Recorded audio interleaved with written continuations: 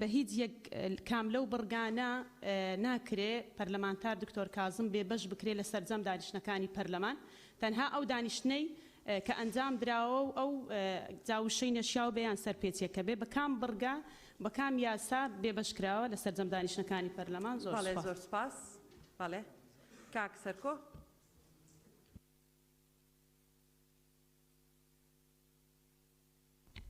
بەڕێسەرۆکی پەرلەمان یەکەم داواکارم پەخشرابن یەک داواکاری بچووکی ئەوەم هەیە بۆی نەڵەن یعنی ئەم مۆزوعە پەیوەسە بەوە سوپاسانەکەم. بەڵێ پەخش بە دەنگدانە بەڵێ هەتا باشە باشە بەڵێ ئێمە ناتوانین پەخشڕا بگرین هەتاوەکو دەنگدان نەکرێ. بەڵێ سەرکۆ داواکاریەکی هەیە بەڕێزان بۆ ئەوەی ئێمە بتوانین داواکارێکی جێبەجێ بکەینە بێت دوو کەس پشتیوانی بکە و بچێتە دەنگدان. بەڵێ بەڵێ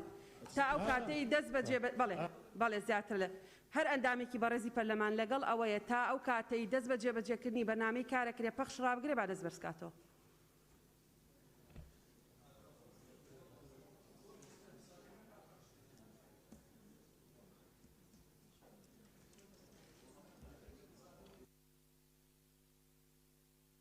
بەڵێ بەڵێ بەڵێ بەڵێ بۆ هەموو جارێ بەڵێ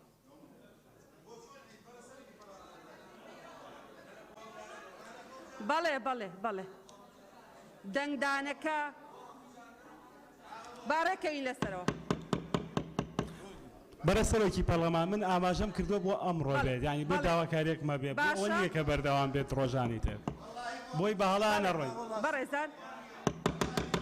با ئەمە نەبێتە کێشە بەڕێزان بەڕێز بەڵێ بەڕێزە کاک سەرکۆ بۆم دانیشتنە داوای کرۆ گەر بمانەیە بۆ هەموو دانیشتنەکان بە کاتێکی تر داوایەکەین هەر بەڕێزێک لەگەڵە بۆ ئەم دانیشتنە با دەست بەرزکاتەوە. کاک هاوڕێ تۆ قسەمەکە لە شوێنی خۆت من تێدەگەم لە داواکاریەکەی و شەرحی داواکاریەکە کاک هاوڕێ ئەڵێم کاک سەرکۆ بەس بۆ ئەم دانیشتنە داوای کردووە بەس بۆ ئەم دانیشتنە بەس بۆ ئەم داواکاری کە خۆمە ئێڵێم یعنی بەڵێ کێی لەگەڵە لەگەڵ نین لەگەڵی نین بەڵێ کێشەمانە بەرەسەرۆکی پەرلەمان جەنابەت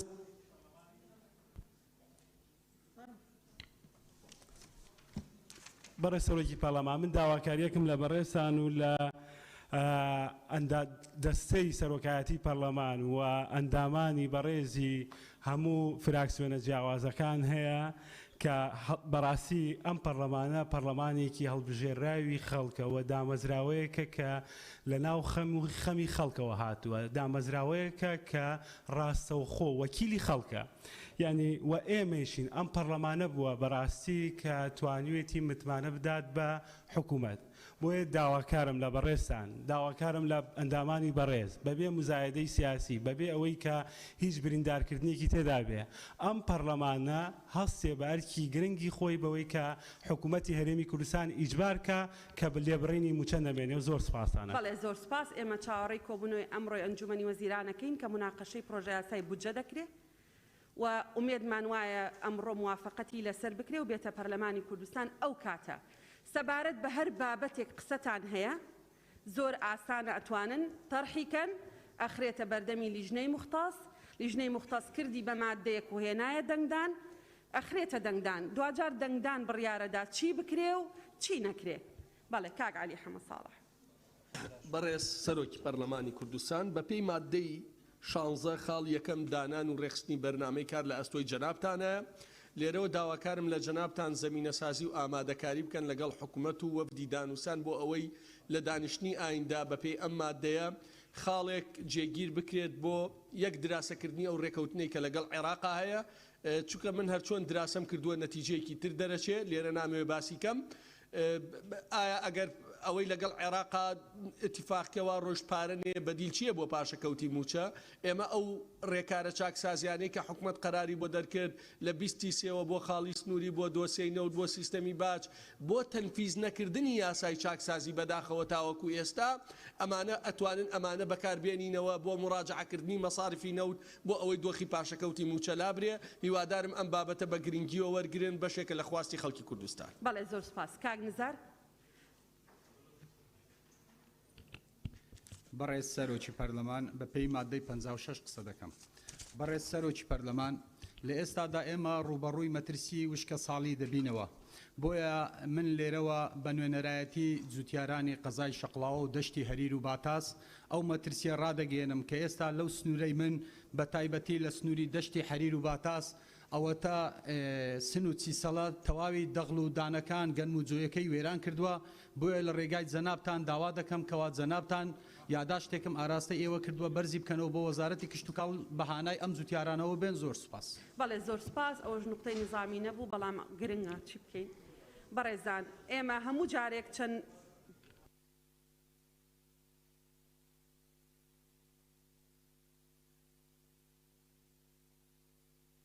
بەڵێ بەڕێزان چەند کەس وەرگرین ئێمە چەند کەس وەرگرین بەڵێ گوڵستان خان بەڵێ بەڕێز سەرۆکی پەرلەمان ئێمە وەکو فراکسیۆنی گۆڕان داواکارین لە بەڕێستان ئەو دەسەڵاتی خۆتان بخەنەگەڕ بە پلان داڕشنێک بە بانگهێشتی وەزیرە بەڕێزەکانی سەرجەم وەزارەتە بەڕێزەکانی حکوومەتی هەرێمی کوردستان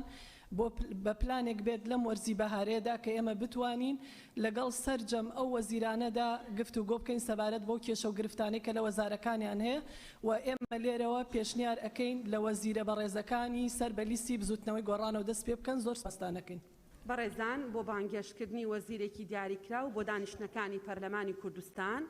ئەبێ بابەتەکە دیاری بکرێ ناوی وەزیرەکە دیاری بکرێ هۆکاری بانگرتنەکەشی دیاری بکرێ ئێمە ڕێزە داواکاریەکان نەگرین بە تەسەلسولێک بەڕێستان پێمان بڵێن لە کێوە دەست پێ بکەین بۆچی بێت بەسەر چاو بەڵێ کاک تۆر شێرکۆ بەناوی خوای گەورە بەڕێز سەرۆکی پەرلەمان لەم پەیڕەوی ناوخۆی پەرلەمانی کوردستانەیە لە هیچ شوێنەکانیە باس لەوە کات کە لە دەرگای دەرەوەی پەرلەمانەوە ڕێگری بکرێت لە پەرلەمانتار بێتە ناو پەرلەمان پەرلەمانتارێک هەرچیەک بێ سلوک و تەسەڕوفی هەرچەندێ تێبینی لەسەر بێ بەڵام هێز نییە بتوانێت ڕێگری لێ بکات لە دەرگای دەرەوەی پەرلەمانەوە نەهێڵێ بێتە ناو پەرلەمانیا بچێ بۆ ژوورەکەی خۆی بڕیاردراوە ڕێگری لێ بکرێت لە کۆبوونەوەی پەرلەمانیا لیژنەکان ئەویان مۆزوعێکی ترە بەڵام ناکرێت دەرگای دەرەوەی پەرلەمانە ڕێگری لێ بکرێت جەنابەت بە دەسەڵاتی خۆت هەر ئێستا بە دەرگەوانەکانی دەرەوەی پەرلەمان بڵێ بارە لە پەرلەمان تار نەگرن بێتە ناو پەرلەمانەکەی خۆی کە پەرلەمانی گەلە. سپاس دەکەم. زۆر سپاس. بەڵێ بەدریە خان. بەناوی خوای بەخشندەی میهرەبان بەڕێز سەرۆکی پەرلەمان ئێمە وەک لیژنەی مافی مرۆڤ لەلایەن سەرۆکاتی پەرلەمانەوەیەکی چوار ڕاستپێرەیان بۆ سەردانیکردنی سزادراوانی بادینان ئێمە لە ئەنجامی سەردانەکەدا ئەوانەمان بۆ دەرکەوت کە پێویستە هەندێک مافی یاسایی بۆ گیراوانی بادینان دەستەبەر بکرێ بەداخەوە تا ئێستا سزادراوانی بادینان پارێزەرەکانیان نەبینی وە کە ئێمە لێرە وگلیژنە داوا دەکەین کە مافێکی یاسایی خۆیانە پارێزەرەکانیان ببین و ئاگاداری لێکۆڵینەوەکانیان بن یەکێکی تر لە داواکاریەکان کە مافی یاسایی خۆیانە. یەک پرسیار بەدریە خان ئێوە وەکو لیژنەی مافەکانی مرۆڤ سەردانتان کرد یاداشتێک وەکو لیژنەی مافەکانی مرۆڤ ئاراستەی دەستەی سەرۆکایەتی پەرلەمانەکەن سەبارەت بەوەی چیتان بینیوە و ئەتانەوێت چی بکرێ و زۆر سپاس. کاک مەمە اسکەندەر. بەڕێز سەرۆکی پەرلەمان من داوا لە جەنابتان دەکەم کە ڕێگە بەوە نەدەن نە لەلایەن جەنابتان و نە لەلایەن پەرلەمانتارە بەڕێزەکانەوە کە جارێکی تر ئەو دەستەواژەیە بەکار بێنن بڵێن گیراوەکانی بادینان ئەمە گیراوانی سنووری پارێزگای دوهوکە و بە پێی یاسا حکمی ئەوانیان دەرچووە داوا دەکەین ئەو ناوە چەندین جار داوامان کردووە ئەو ناوە بەکار نهێنێت دوای ئەمە لیژنەکە سەردانی ئەوانیان کردووە لە نزیکەوە بینی و یۆنە یاداشتێک پێشکەشی جەنابتان دەکەین و تەواو. کاک مەم سپاس لە جیاتی بادینان ئێمە هەڵەست خان لە شوێنی خۆتۆ قسە مەکە لە جیاتی بادینان ئێمەکەی پێویست بوو دوهۆک بەکارەهێنین بەڵام ناتوانین وا لە ئەندامێکی پەرلەمان بکەین کە نەڵێ بادینان دەیڵێ و کاک ئەرشەد سپاس. بەڕێز سەرۆکی پەرلەمان هەرچەندە کاک سەرکۆ ئەو مۆزوعی باس کرد بەڵام منیش پێم باشە لەبەر بەرژەوەندی دانیشتنی پەرلەمان هەریس نەبێ میکانیزمێک دابنرێ بۆ پەخشی ڕاستەوخۆ لە دانیشتنەکانی پەرلەمانی کوردستان و دەنابیشت لە بڕگەی دوو لە مادەی نۆی پەیڕەوی ناوخۆ سەلاحیەتت هەیە کە میکانیزمێک دابنێ کە پەخشەکان ئاشکرا بێیان ئاشکرانە بێ هەریس نەبێ بەلای کەمی ئەو مزادانەی بەناوی نقطەی نظامی وەردەگرێ پەخشەکە ڕابگیرێ و ئەو کارەی کە پەرلەمانە کە کاری پەرلەمانیەوە کاریاندا پەرلەمانە بە پێی پێڕە و پێی دراوە پێی بدێتن زۆر سپاس بیر لە میکانیزمێکەکەینەوە بڕگەیەکی تر جێبەجێەکەین و اینجا لە شوێنی خۆتانەوە قسەمە بڕگەیەکی تری بەرنامەی کار جێبەجێەکەین اینجا وەرتان دەگرین بەڵێ وەرتان دەگرین دڵنیا بن وەرتان دەگرم با بڕگەیەکی تری بەرنامەی کار جێبەجێک کاک دکتۆر بژار فەرموون کاک دڵنیاتانەکەم وەرتان دەگرم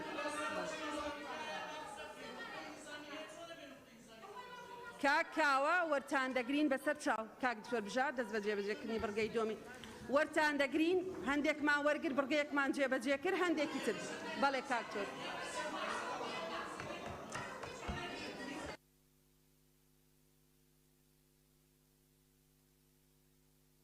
بەڵێ کاک تۆر بژار دەست بە جێبەجێ کرد وەرتان دەگرن دڵنیابە وەرتان بەڕێ سەرۆکی پەرلەمان پێشنیازی یەکەم پێشنیازە یاسای ڕێکخستنی ئامێرەکانی چاودێری لە هەرێمی کوردستانداش عێراقە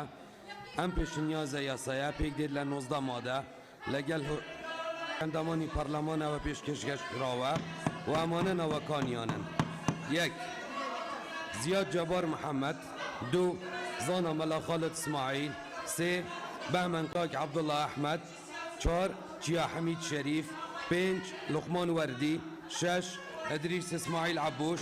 7 جمال هروتي 8 حكمت محمد أبو زيد 9 فيصل عباس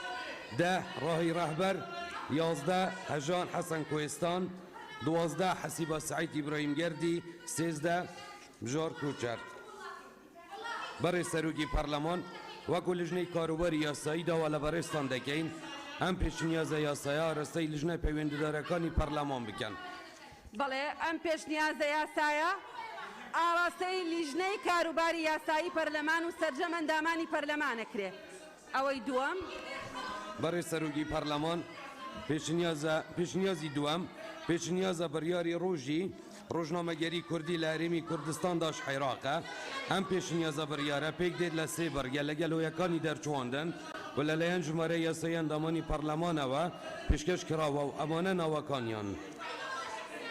1 سلمى فاتح توفيق 2 جلال پریشان 3 محسن دوسكي 4 بيشاوى طاهر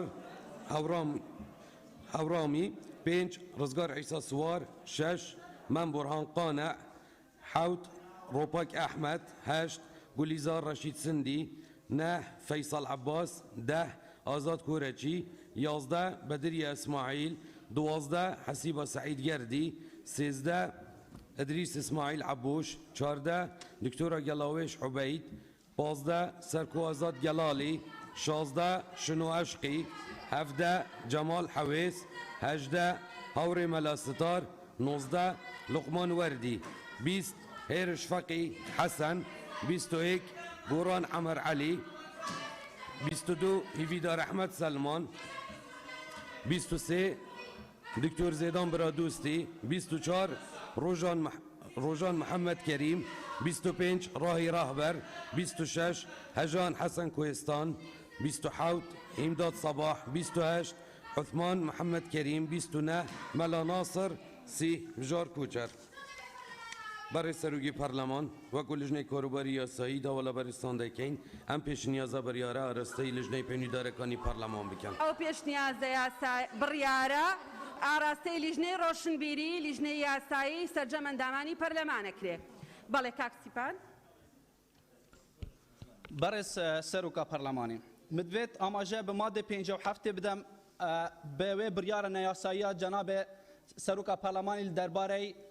سەرۆکی فراکسیۆنە نەوەیونیە دکتۆر کازمی دای بڕیارێک و هیچ معیارێکی یاسایی هیچ معیارێکی قانونی بخۆبە نەیتە دەمێکیدا جەنابێتە بەرپرسا یەکەمە لە یاسادانا لڤی وڵاتی گۆری مادە 57 هەموو دەسەڵاتن سەرۆکە پەرلەمانی دیاری کرینە ئایا لەوێرە دەپرسم بۆچی بچ مادە سەرۆکی فراکسیۆنە نەوەیونیە هاتە دیرەخستن ژۆرنوشتنێت پەرلەمانی کوردستانێ ئەرێ بۆچین سەرۆکاتیە پەرلەمانی کوردستانی جورعەتەوەی چەندێنە کرد دیفچونەت سەربی بابەتی بکات و ئیجراعاتە وەرگریتن دناوە جەرگی هەولێرەدا هێرش لەسەر کاوە عەبدولقادر هاتەکردن و چی ئیجراعات نەوەرگرتن دناوە باژارە دهۆکێدا ژلای هێزن ئەولەهیەوە هێرش لەسەر مەهاتەکردن کا ئیجراتتوە ئەگەر ئەvە بریارەکە حزبی نەبیتن ئایا کەی ئەvە بریارەکە یا ساهیبی خازم وەڵامەکە دروست بدە چونکی بە هیچ ڕەنگێکی ناهێتە قەبیلکردن بتنێ ئەف چەندە بەرامبەر لایەنێن ئۆپۆزیسیۆن بهێتەکردن چونکی باندوریە حزبی لەسەر بریارەتوە یا دیار و بەرچاوە زۆر سپاس زۆر سپاس بڕیاری ژمارە 2 ساڵی 2021 بڕیاری سەرۆکی پەرلەمان نییە بڕیاری پەرلەمانی کوردستانە بەدەنگی 73 ئەندامی پەرلەمان وەرگیراوە سەرۆک پرسیارە نەکردووە پرسیارتان نەکردووە نابێت چاوەڕێی جوابەکە بکەن ئوسوڵی قسەکردن و جوابدانەوە بەو شێوەیە نییە ئەوەی پرسیارەکە ئەبێ چاوەڕێی جواب بکە بۆی بۆتان شەرحکەم کە ئێمە چیمان کردووە بڕیاری پەرلەمانی کوردستانە سەرۆکی پەرلەمانی کوردستان یەک ئەندامە لە ناو پەرلەمانی کوردستانە ئێستا ژەیڵێمەوە هەر شتێ بەرامبەر بە شەخصی خۆم بێ من لێ بوردە با قسە مەجالە دێ کچی من کچی ڕۆڵە گیان ئەبێ گوێ بگری تا خەڵک قسەی خۆی تەواوەکە بزانم چەند بە تەحەمل گوێ لە ئێواگرم سەبرت هەبێ ئەو بڕیارە دراوە بڕیاری پەرلەمانی کوردستانە لە ناو مادەی 57 باسی دەسەڵاتەکانی سەرۆکی پەرلەمان دەکا بۆ زەبتکردنی دانیشتن سەرۆکی پەرلەمان نەک پەرلەمان ئێمە فەراغێکمان هەیە لە ناو پەیڕەوی ناوخۆ کاک سیپان ئێمە زۆر ڕێزی ئێوە دەگرین هیوادارم ئێوە جوابن سەرۆکی پەرلەمان ژنێکی بێجورئەت نییە ئەوە لە پرۆتۆکۆڵە سڕێتەوە سەبارەت بەوەی کە بەڕێستان لێرە شەڕتان کردووە ئەڵێن لێمان دراوە ئایا بە هەمان شێوەی کە ئەو بەڕێزانە ئیلحاحیان کرد لەسەرەوەی کە کاکتۆر کازمە بێ ئیجرائی بەرامبەر بکرێ ئێوە داوای ئیجراءێکی فەرمیتان کرد یان یەکسەر ڕۆشتنە دەرەوە یەکسەر ڕۆشتنە دەرەوە بەڕێزان بۆ ئەوەی بەڕێزان بۆ ئەوەی شتێک ببێ بە قەراری پەرلەمانی ئەبێ بایی ئەوە دەنگت هەبێ لۆبیت کرد بێ قەناعەتت بە خەڵک کرد بێ کە دەنگ بێنێ و داواشە کرد بێ کاک دکتۆر کازم برایەکی عەزیزی ئێمەیە داوای لێبوردنەکە دێتەوە دانیشێ لەسەر سەرمانی داهانی داوای لێبوردن ناکە ئەبێ قەراری ژمارە 2 ساڵی 2021 بە دەنگدانی ئەندامانی پەرلەمان هەڵبۆشێتەوە لۆبی بکەن لە ناو ڕەفیقەکانتانە داوا لە سەرۆکایەتی بکەن بڕیارەکە هەڵبۆشێتەوە ئەی خەینە دەنگدان هەڵوەشایەوە داوای لێبوردنیش نەکات دێدانیشێ ئەگینا ئێستا نە سەرۆکی پەرلەمان نە سەرۆکایەتی پەرلەمان نەف گەورەترین فراکسیۆنی پەرلەمانیش ناتوانێت جارێکی تر ڕێگە بدا کاکتۆر کازم بێت دابنیشێ هەتا ئەو بڕیارە پەرلەمانی هەڵنەوەشێتەوە من جورئەتم هەیە داواشن لێ یەکەم ئاماژە بە بادەی 57 ڕێزی خۆت بگری داوات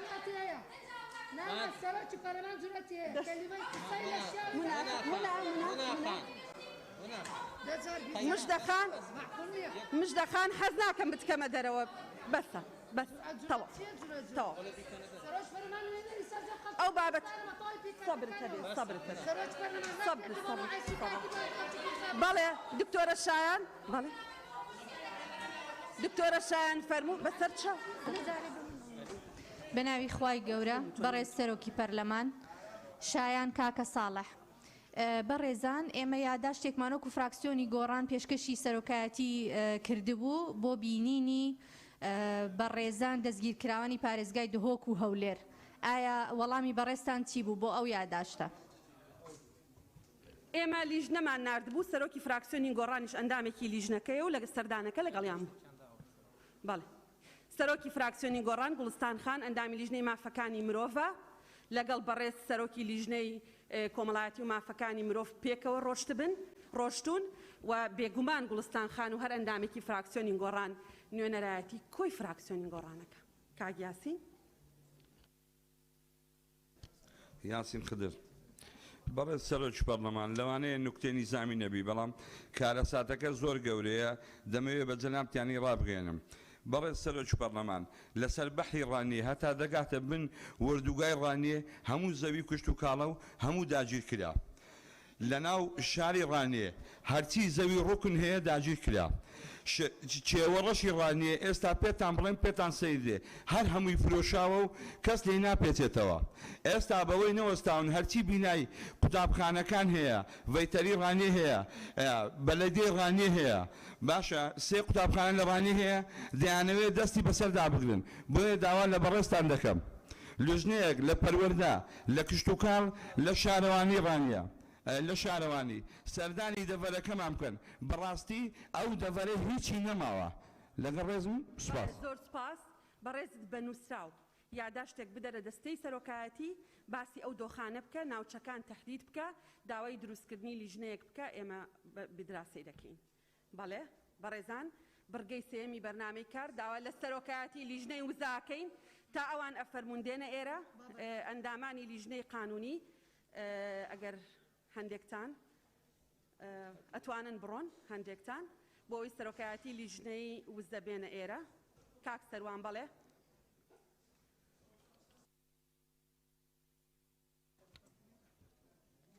بە ناوی خودای گەورە و میهرەبان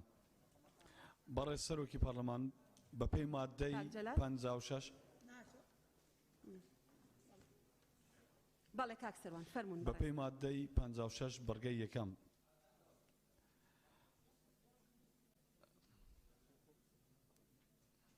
کەس ئاگای لێم نییە چی قسە بکەم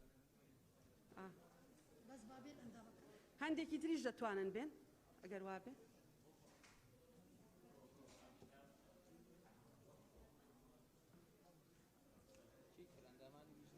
لیژنەی وزە باە کەسی تریش بابێ گوڵیزار خان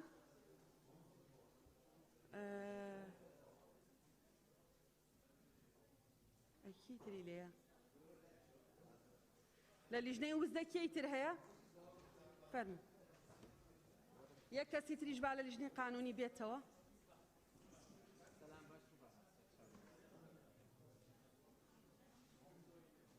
وەرە فەرموو ڕۆژە بەسەر دەی قسەی خۆت بکە قسەی خۆت بکە کاکە دیارە دەمەوێت لەسەر ئەو بڕیارەی پەرلەمانی کوردستان لە هەفتەی ڕابردوو قسە بکەم بەڵێ ئاڕاست بەڵێ کاک سەروان باتەوە بێ دوایی کاکاوە وەرەگرین کاک سەروان فەرموو بە ناوی خودای گەورە و میهرەبان بە پێی مادەی 56 بەرگەی یەکەم قسە دەکەم بەڕێز سەرۆکی پەرلەمان ئێمە نووسراوێکمان ئاراسەی سەرۆکایەتی پەرلەمان کردبوو بەڕێز سەرۆکی پەرلەمان نووسراوێکمان ئاراسەی دەستەی سەرۆکایەتی پەرلەمان کردبوو سەبارەت بە دەوامی زۆری پێشمەرگە ئێوەش وەکو سەرۆکایەتی نووسراوێکتان ئاراسەی وەزارەتی موختەس کردبوو بەڵام تاکو ئێستا وەڵاممان نەدراوەتەوە بەڕاستی یعنی بەداخەوە بۆچی وا لێ بکرێت دیسانیش دەڵێم لە جەلسەی تر لە کۆبوونەوەی دانیشتنی پەرلەمانی تر تا ئێستا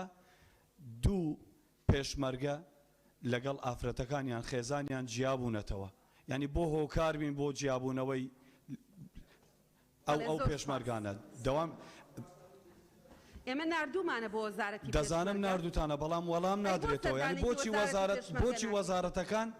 بۆچی وەزارەتەکان بە مانگ و دوو مانگ و سێ مانگ وەڵامی پەرلەمان نەدەنەوە خەتای ئێمەیە خۆمان لە ئەوان بێدەنگ کردووە بەڕاستی یعنی ئەوان هەڵبژێردراوی ئێمە ئەوانمان هەڵبژاردووە بۆ وەڵامی ئێمە نادەنەوە هەندێک وەڵام دەدەن و هەندێک تاخیر دەبن و هەمویان وەڵام نادەنەوە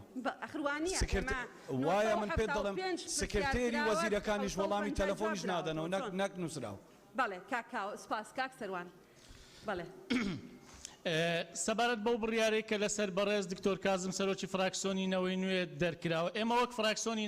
نوێ ڕای دەگەێنین کە ئەم بڕیارە بە تەواوی نایاساییە لەبەرەوەی لە ئێمە کار بە شتێکەکەین ئەویش پەیڕەوی ناوخۆی پەرلەمانی کوردستانە پەرلەمان چ سەرۆکایەتی بێت پەرلەمانتار بێ بۆی نییە لەم پەیڕەوە دەربچێ بەپێی سەلاحیاتەکانی سەرۆکایەتی چ لە مادەی 16 چ لە مادەی 18 چ لە مادەی 57 کە خۆت باست کردووە لە هیچ شوێنێک ئاماژە بەوە نەدراوە کە پەرلەمانتار بێبەش بکرێ و ڕێگە نەدرێت چەندین دانیشتن بێتە هۆڵی پەرلەمان لە تەنانەت لە مادەی 57ش کە باسەکە تەنها لەو دانیشتنەی کە پشێوی تێدا دروستە بێت سەرۆکی پەرلەمان بۆی هەیە لەم دانیشتنە پەرلەمانتار نەهێڵێ بڕواتە پێی بڵێ بڕۆ دەرەوە نەک لە دانیشتنەکانی داهات بۆیە ئەم بڕیارە بەڕاستی بڕیارێکی نایاسایەوە ئێمە تاکید دەکەینەوە کە پەرلەمان مڵکی هیچ حزب و هێزی و لایەنێکی سیاسی نییە مڵکی هاوڵاتیانی هەرێمی کوردستانە نابێ هیچ هێزێکی سیاسی ئیرادەی خۆی فەرز بکات بەسەر پەرلەمانی کوردستان و تاکید لەواکەینەوە ئەو ڕەفتارەی دکتۆر کازم کردی جۆرێکە لە نەڕەزایی دەربڕین کە لە هەموو پەرلەماناتی دنیا هەیە شەڕەبۆکس هەیە دەبەهاوێشتن هەیە پێراوڕاوەشاندن هەیە ئەنواع جۆری ناڕەزایی دەربڕین هەیە ئەمەش جۆرێکە لە ناڕەزایی دەربڕین و ئەگەر تەنها ئێمە بە قەناعەتیش باوەڕمان بە دیموکراسیە بێ لە هەرێمی کوردستان دەبێ ئەو شێوازە قبول بکەین بەڕاستی و بۆیە جارێکیش تاکید دەکەمەوە کە پێویستە ئەو بڕیارێکە لەسەر دکتۆر کازمە هەڵبۆشێتەوە و ئیلغا بکرێتەوە و دکتۆر کازم مافی ئەوەی هەبێ بەشداری پێ بکرێت چکە بەداخەوە لێرە بڕیار تەنها لەسەر ئەوە درا دکتۆر کازم بەشداری دانیشتەکانی پەرلەمان نەکە بەڵام ئێستا لە دەرگای دەرەوە ڕێگا نادرێت دکتۆر کازم بێتە ناو پەرلەمانی کوردستان کە ئەمە ئەو پەڕی پێشێلکردنی یاسایە یعنی ئەگەر پەرلەمان یاسا پێشێل بکە ئێمە چۆن ڕوومان بێ بڵێن یاسا لە بەڵێ سپاس کاکاوەگیان زۆر زۆر سپاس ڕاستەکەی هەمومان بە گوێرەی ئەم پەیڕەوە مافمان هەیە حەقمان هەیە بەڵام لە چ مادەیەکی ئەم پەیڕەوە هاتووە ئەندامی پەرلەمان پیاڵاو بگرێتە پەرلەمان لە چ مادەیەکی ئەم پەیڕەوە هاتووە ئەندامی پەرلەمان جۆرێکە لە نەڕەزایی دەربڕین هیچ ینی جۆرێکە تەواو بەڕێزان بەڵێ مامۆستا بوبەکر وەرەگرین سەبرتان مامۆستا بەسەر چاو وەریانەگرم بەس هەمویان وەرەگرن بەڵێ فەرمو مامۆستا بوبەکر ئێمە بایکۆتی ئەم جەلسەیە دەکەین چکە لە دانیشتێک دانانیشین چاوی منن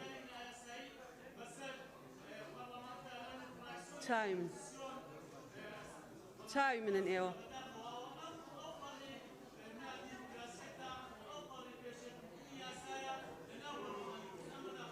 سەرچاو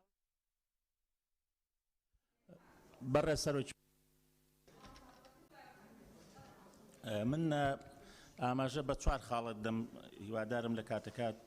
کاتم دێتێ یەکەم بە پێی مادەی 98 لە پێڕەوی ناوخۆی پەرلەمانی کوردستان لە هەر سێ فەقەرەکە باسی بودجاکە کە لە مانجی دا ئەبێ بێ و لە مانجی نیسان نابێ ژمێرەی کۆتایی بێ و لە بەرگەی سێمە ئەگەر لەو دووادەیان نەهات سەرۆکایەتی پەرلەمان داوە لە وەزیری دارایی بکە ڕوونکردنەوەدا بۆ نەهاتووە ینی بودجا ینی هیچ پاسایەک نەماوە بۆ دواکەوتنی خاڵی دووەم بە پێی مادەی 48 ئێمە دوێنێ یاداشتێکماندا بۆ بابەتی لێبڕینی موچە هیچ بابەتێک لە ئێستاە دوای بەرزبوونەوەی نرخی نەوت و پەسەندکردنی بودجەی حکوومەتی ئیتیحادی لە هەمووش خۆیان کرد بە خاوەنی ئەو دەستکەوتە و زۆری ستایش کرا و بە دەستکەوت لە قەڵەمدرا لەبەرەوە کاتیەوە هاتۆ دوای 8 ساڵ بودجە بێتە پەرلەمانی کوردستان و کۆتایی بە لێبڕینی موچە و خۆگونجاندن بهێنرێ خاڵی سێهەم من بەڕاستی ئەمڕۆ ئەم شەو دیراسەیەکی زۆربەی پەرلەمانەکانی دنیام کرد ئەوانەی ئەو جۆرە شەڕێت تیا ڕوئەدا لە هیچ شوێنێکی دنیاە نییە پەرلەمانتار داوای لێبوردن کرا و ببەسرێتەوە بە کۆمەڵە تەنانەت دانیشتنی لیژنەکانی پەرلەمانی شەوەکە ئێوە مەحرومتان کردووە بۆیە ئەمە تەنها بۆ ئەو جەلسەیە من بەشەکەی خۆم لەگەڵ ئەو شێوازەی دکتۆر کازم نیم بە هیچ شێوەیەک بەڵام ئەمەش ناحەقیە نایاساییە ئەو بڕیارێک کە دەرچووە مەحرومکردنی جەلسەکانی پەرلەمان مادەی 111 لە پێڕەوی ناوخۆی پەرلەمانی کوردستان بەڕێز سەرۆکی پەرلەمان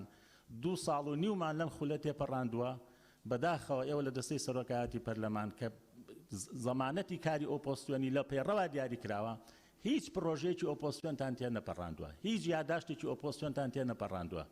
لە کاتێکا لە پەرلەمانە زیندوەکانی دنیا ئۆپۆزسیۆن لە دەستەی سەرۆکایەتی پەرلەمان نوێنەری هەیە ئۆپۆزسیۆن لە لیژنە هەستیارەکانی پەرلەمان سەرۆکایەتیان ئەدرێتێ ئێوە لە زۆرێک لە لیژنەکان مەحروممانەکەن و هیچ یاداشتێکی ئۆپۆزسیۆن هیچ پێشنیازێکی یاسای ئۆپۆزسیۆن و بڕیارێکی ئۆپۆزسیۆن لەم 2 ساڵ و نیوەیە کاری لەسەر نەکرد زۆر سپاس قسەکانی مامۆستا پەیڕەوین ئەبێ یەکێک جوابیان بدەمەوە ئێمە بە پێی مادەی 98 لە پەیڕەوی ناوخۆی پەرلەمانی کوردستان لە دەستەی سەرۆکایەتی واجبەکەی خۆمانمان جێبەجێ کردووە، نووسراومان ناردووە بۆ ئەنجومەنی وەزیران، بۆ وەزارەتی دارایی، داوای ژمێرەی کۆتاییمان لێکردوون، داوای پرۆژەی بودجەشمان لێکردوون. یعنی نووسراوی خۆمانمان زۆر دەمێکە ناردووە. سەبارەت بە یاداشتەکەی دوێنێتان بە ڕێزان ئەندامانی پەرلەمان نووسراوە بە گوێرەی مادەی 66 لە پەیڕەوی ناوخۆی پەرلەمانی کوردستان داوا دەکەن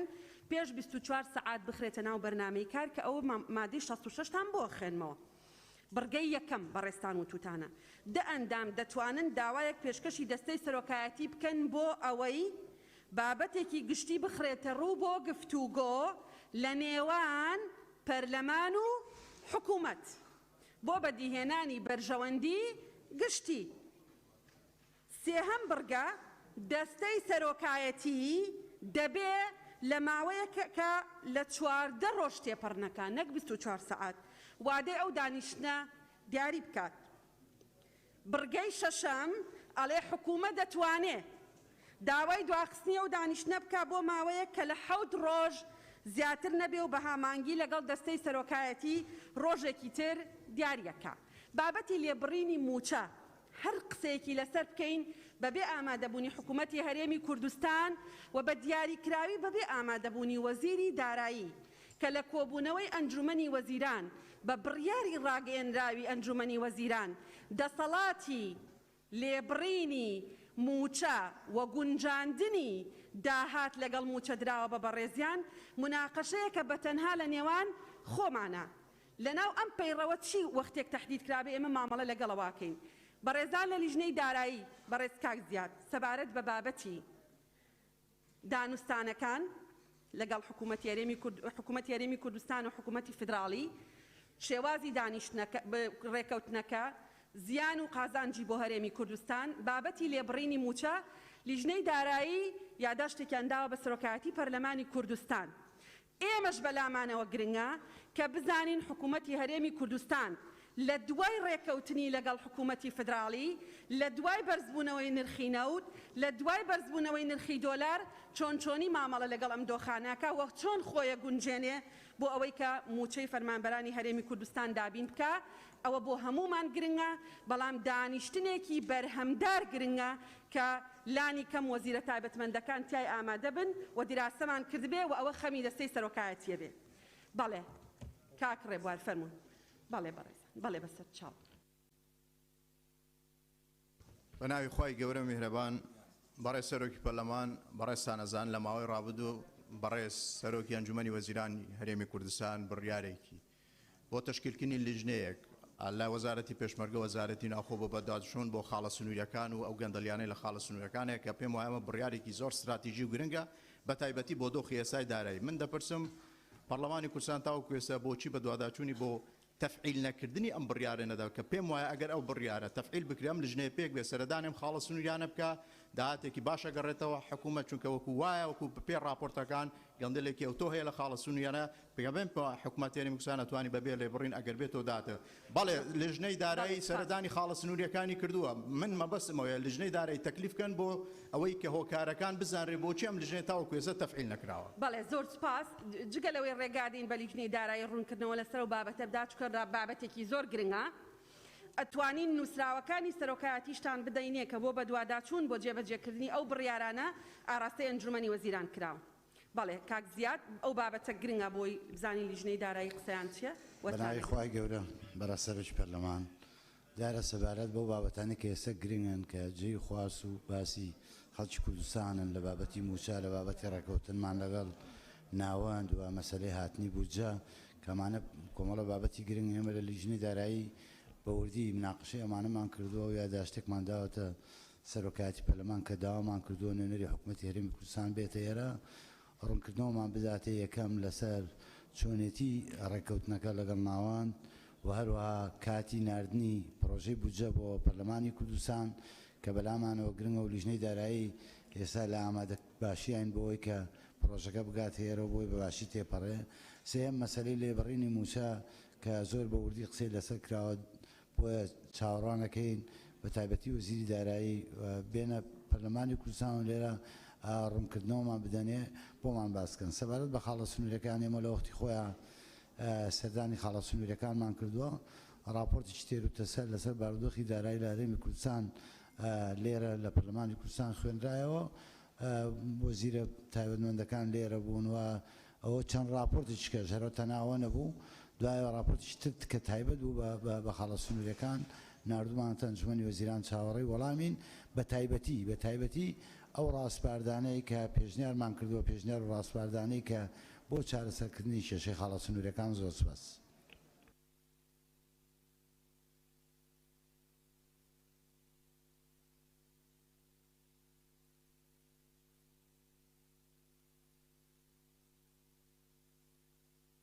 زۆر سپاس. کاک جینان فەرم ئێستەوری وەرتان دەکرم بەڕێز. بەرێ سەرۆکی پەرلەمان هەرچەندەش نقطەی نظامی ژنیا هەمومان دەزانین لە ڕۆژی 2/4 دکتۆر سایر عەبدولەحەد وەقەستین ئەمریخوای کرد بە نەخۆشی کۆرۆنا ڕەحمەتی داوا دەکەم وەک ڕێز لێرانێک 1 دقە ڕابۆستین بۆ ڕوحی پاکی دکتۆر سایر لە ئەندام پەرلەمانەکان. دەستەی سەرۆکایەتی پێشتر پەرلەمانتار بۆ بەڕێزیان دەستەی سەرۆکایەتی بە دیاریکراوی ینی پرسەنامەمان بۆ ناردووە و نەبووە بە عادەت کە ئێمە لە ناو پەرلەمانی کوردستان بۆ ئەو بابەتانە دقیقەیەک بۆستین و عادەتەن لە سەرەتای دانیشتن بێ ئەوە باشترە. ڕۆحی شاد بێ کاک جینان ڕۆحی شاد بێ ئێمە ینی پەرلەمانتارانێکی بەڕێزی زۆر وەفاتیان کردووە لەوەتەی کە ئەم دەورەیە هەیە بۆ هەموو پرسەنامە و هاوخەمیمان بۆ ناردوون و بە ناوی هەموو پەرلەمانی کوردستانەوە. بەڵێ کاک ڕۆمیۆ وەرتان دەگرم. زۆر سپاس بەڕێز سەرۆکی پەرلەمان. ڕۆژی یەکشەمەی ڕابردوو 4 نیسان دەستەی سەرۆکایەتی پەرلەمان لەگەڵ سەرۆک فراکسیۆنەکان کۆبوونەوەیەکی زۆر گرنگیان گرێدا بوو. بەداخەوە ئێمە 4 فراکسیۆنی پێکاتەیەکی ئەساسی لەم پەرلەمانە ئامادە نەبوو. نازانین ئایا سەرۆکایەتی پەرلەمان نەیزانی بۆ ئەو ڕۆژە ڕۆژی یەکەمی جەژنی قیامەی مەسیحیەکانە ئەگەر نەیزانی بێ بەڕاستی حتمیەت و زەرورەتی بە پشوکردنی ئەو ڕۆژە بە فەرمی پێمان دەڵێ بۆ ئەوەی داوا بکەین بۆ ئەوەی ڕۆژێکی وەکو پشوویەکی فەرمی بێ لە هەرێمی کوردستان نەک تەنها بۆ مەسیحیەکان بەڵام بۆ هەموو خەڵکی کوردستان. دوام ئەگەر زانی بێتان و ئەو ڕۆناو ئەگەرەوە با جواب بدەینەوە زانی بوومان بەدەلی دواتر کەس نەهاتیانی ئێمە 4 فراکسیۆنی بەشدار نەبووین نازانین لە گرنگی یاخود لەو شتانەی کە لەو کۆبوونەوەیە باس کراوە ئەبێ بە فەرمی پێمان بڵێن. بەڵێ سپاس زۆر سپاس. ئێمە ئەمان زانی جەژنە و بەناوی دەستەی سەرۆکایەتی ئەوە بروسکەی پیرۆزبایی بۆ بەڕێستان هاتووە و تەقدیری ئەوەمان کردەوە ئەو ڕۆژە جەژنە و لە ناو خێزان و کەسوکارەکانتانن بۆیە بانگمان نەکرد بوون و دۆخێکی واژ هەبوو کە پێویست بوو بە زووی کۆبوونەوە ئێمە لەسەر ئەو بابەتە بکەین و بەڕێز سکرتێری پەرلەمانیشمان ڕاستپات بوو قسە لەگەڵ بەڕێستانە بکا سەبارەت بە ناوەڕۆکی کۆبوونەوەکە و ئێمە لە دەستەی سەرۆکایەتی مەبەست و نیەتی ئیقساکردنی هیچ کەسێکمان نییە و بە دیاریکراوی پێکاتەکان. زۆر سپاس. کاک مەم ناتوانم دووجا وەرتگرم سەرچنارخان. بەڕێز سەرۆکی پەرلەمان من بە پێی مادەی 111 لە پەیڕەوی ناوخۆی پەرلەمان قسە دەکەم. باس لە فراکسیۆنی ئۆپۆزیسیۆنەکات کە ئەو فراکسیۆنانت کە بەشداری لە حکوومەتان ناکەن و دەستەی سەرۆکایەتی پەرلەمان ئەبێ ئازادی کاری پەرلەمانی ئۆپۆزیسیۆن بۆ دەستەبەر بکات. من قسەکەم لێرایە سەرۆکایەتی پەرلەمان بە شێوەیەکی ناهاوسەنگ مامەڵە لەگەڵ فراکسیۆنی ئۆپۆزیسیۆن لەگەڵ دەسەڵات ئاکات. ئەوە ساڵی سێمە لە وەرزی یاسادانان مانای نییە ئەم هەموو پرۆژە یاسا پرۆژە بڕیارە کە ئێمە تەقدیممان کردووە هیچی ناخرێتە بەرنامەی کار. یاداشت ئەین داوای وەزیری پەروەردەکەین داوای وەزیری خوێندنی باڵاکەین لەسەر پلانی خوێندن کە ئێستا لە خەتەرایە و لە تیاچوونایە جواب نایەنەوە نایەتە پەرلەمان. داواکەین لێبڕینی موچە نەمێنێت ئەوە شەر وەڵام نایەنەوە پرسیارەکەی نایەتە پەرلەمان پرساندنەکەین کەس نازانێت نەتیجەکەی چۆن لە ناوەچێ ینی بەڕاستی ناکرێت بەم شێوە ئەم کارانە ئەندامی فراکسیۆنی ئۆپۆزیسیۆن تووڕە ئەکات یعنی ئێمە وامان لێ ئەکا کە هەڵوێستیتر بنوێنین. ماشەڵڵا بەشی خۆتان و بە زیادیشەوە ئێوە تووڕەن من مەبەستم بەڕێز نییە. سەبارەت بە پێشنیازە یاساکانی فراکسیۆنەکانی پەرلەمانی کوردستان ئێمە لەسەر بنەمای دەسەڵات و ئۆپۆزیسیۆن مامەڵەی لەگەڵ ناکەین. ئێمە تا ئێستا بێجگە لەوانەی کە لەم وەرزە پێشکەشکراون 78 پرۆژە یاسا و پێشنیازە یاسا هەبووە. خشتەی چۆنێتی کارکردنی سەرۆکایەتیمان داوە بە بەڕێزان سەرۆکی فراکسیۆنەکانتان. باش داومانە بە بەڕێزان سەرۆکی فراکسیۆنەکان. زۆربەی طبعا ئەمە حەقی فراکسیۆنەکانی ئۆپۆزیسیۆنە، حەقە ڕەوایە پارێزراوە. زۆربەی هەرە زۆری ئەتوانم بڵێم لە 95 ئەو پێشنیازە یاسایانی فراکسیۆنەکانی ئۆپۆزیسیۆن پێشکەشی دەستەی سەرۆکایەتیان کردووە ڕەهەندی مالی هەیە. مەسەلەن پێدانی مخصصات، دامەزراندن، کردنەوەی سلفەی عقاری، پێدانی هاوکاری مادی بۆ مناڵانی بێباوک، پێدانی هاوکاری مادی بۆ پەککەوتە، پێدانی هاوکاری مادی ینی هاوکاری ماڭانە بۆ ژنانی تەمەندار. بەڕێزان ئێمە 33 پرۆژەمان تا ئێستا لەبەر دوو سەبەب ڕەتکراوەتەوە. یان بوعدی مالی هەبوو حکوومەتەڵێ لەم وەختەیە ناتوانم، یان بۆشایی یاسایی نەبووە. پرۆژە مرۆڤسازی سەرۆکی پەرلەمان خۆڕ هەندی دارایی نەبوو بۆ لە ناو پەرلەمانە بە نایاسایی ڕەتکرایەوە. هەر بە نایاسایی لە ناو پەرلەمانە خوێندنەوەی یەکەمی بۆ ڕەتان کردەوە، خۆ هیچ ڕەهەندێکی دارایی نەبوو. سەرچنارخان بە ئێمەش قسە بکەین، تۆ نابێت بانکەکەت هەڵکەی پێشەوەی دەرفەت بدەم، تۆ قانونیت. باسی کاتی خۆت تەواو بوو. مرۆڤسازیمان ئاراستەی وەزارەتی پەروەردە کردبوو. وەزارەتی پەروەردە ڕەتی کردوتەوە،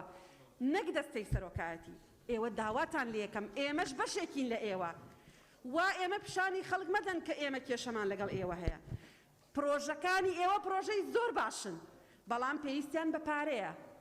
باشە مرۆڤسازی ئاراستەی وەزارەتی پەروەردە کراوە. وەزارەتی پەروەردە بە شەرحێکەوە ڕەتی کردوتەوە. بەش بە حاڵی خۆ من پێم وایە لەم قۆناغەیە لە بابەتی ئابووریش گرنگتر بنیادنانەوەی ئینسانی کووردە بۆ ئەو پرۆژەیە بە پرۆژەیەکی گرنگ ئەزانم. لەو منتەڵەقەوە وعدیەوەتانە دەینێت جارێکی تر ئێمە ئاراستەی وەزارەتی پەروەردەیەکەینەوە.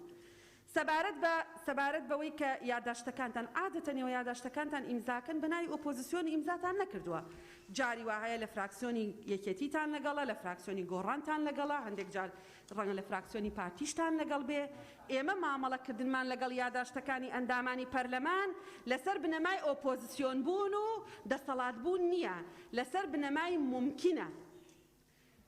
ماوەی ساڵێکی تەواوە متابعی دانیشتەکانی ئەنجومەنی نوێنەرانی عێراق بکەن. یەک ساڵە یەک وەزیر نەچۆتە کۆبوونەوەی ئەنجومەنی نوێنەرانی عێراق.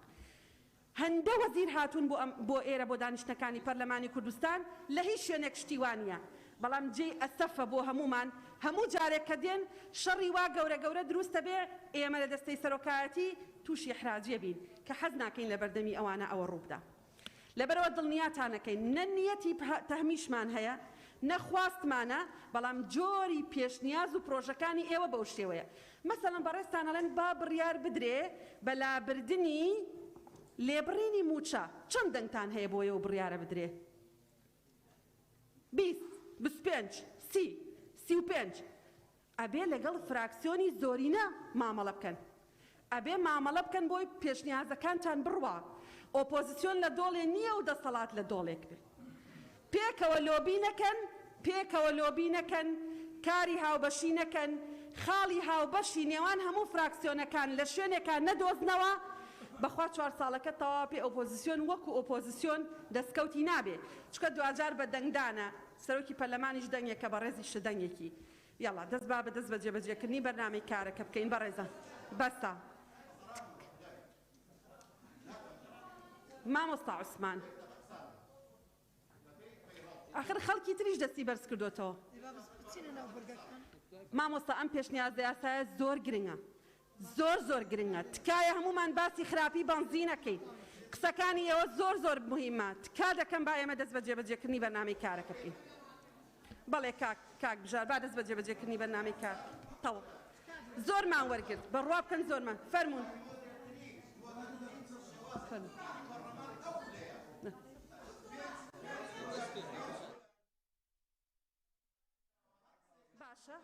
باشە مامۆستا عوسمان تۆ پیاوێکی ئیمانداری، بەڵام ماشەڵڵا لە تۆمەت بەخشینەوە وەکو کەس نیت. هەمومان ئیماندار. طبعا هەمومان ئیماندار. باش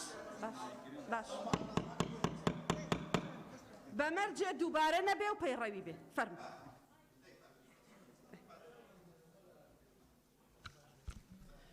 بەناوی خوای بەخشندەی میهرەبان بەڕێز سەرۆکی پەرلەمان بەپێی مادەی 48 لە بڕگەی چوارەم ئەو داوایەمان کردووە بەڵام جەنابەت دەڵێ پرۆژەی ئەوها بە نووسراو بێ کە بە نووسراو دەیدەین دەڵێ ئەوە خاڵی پەیڕەوی نییە. باشە وەڵامی دوێنەتان چ بوو ئەو پرۆژە یاسایی کە لێبڕینی موچە پاشەکەوتەکەی با نەمێنێ ئەوە یەک. ئەمن داوا دەکەم کە بەخش ڕاناوەستێ دەستخۆشی لێ دەکەم بەڕاستیەوە ئەو پەڕی پەیڕەویە بەڵام بۆ 10 خولەک پەخشی ئایکتان ڕاگرتووە 5 خولەک تاخیرە بۆ ئەدی بۆ ئەو پرۆژانە کە بە یاداشمان داوە دەڵێ حکوومەت ئامادە نیە ئێستا بۆ دەڵێ دەبێت داوای حکوومەت بکەن. عوسمان تۆ لە ڕوونکردنەوەکەی من ڕەنگە باش تێ نەگەیشتبی ئەڵێن بە ڕێزان بە مادەی 66 تەقدیمتان کردووە مادە نا 66 48 دوای چیان بە 48 48 بە مادەی 48 بەبێ حکوومەت مناقەشەی چی بکەین لەسەر لێبڕینی موچە ئەگەر تەقدیمکەینەوە باجان دەکەن تقدیم کەنەوە بە 66 تقدیم کەنەوە بەڵێ بۆیانە نێری بەڵێ دڵنیابن بۆیانە نێری هەڵەست خان تەواو دووبارە نەبێ هەڵەست خان.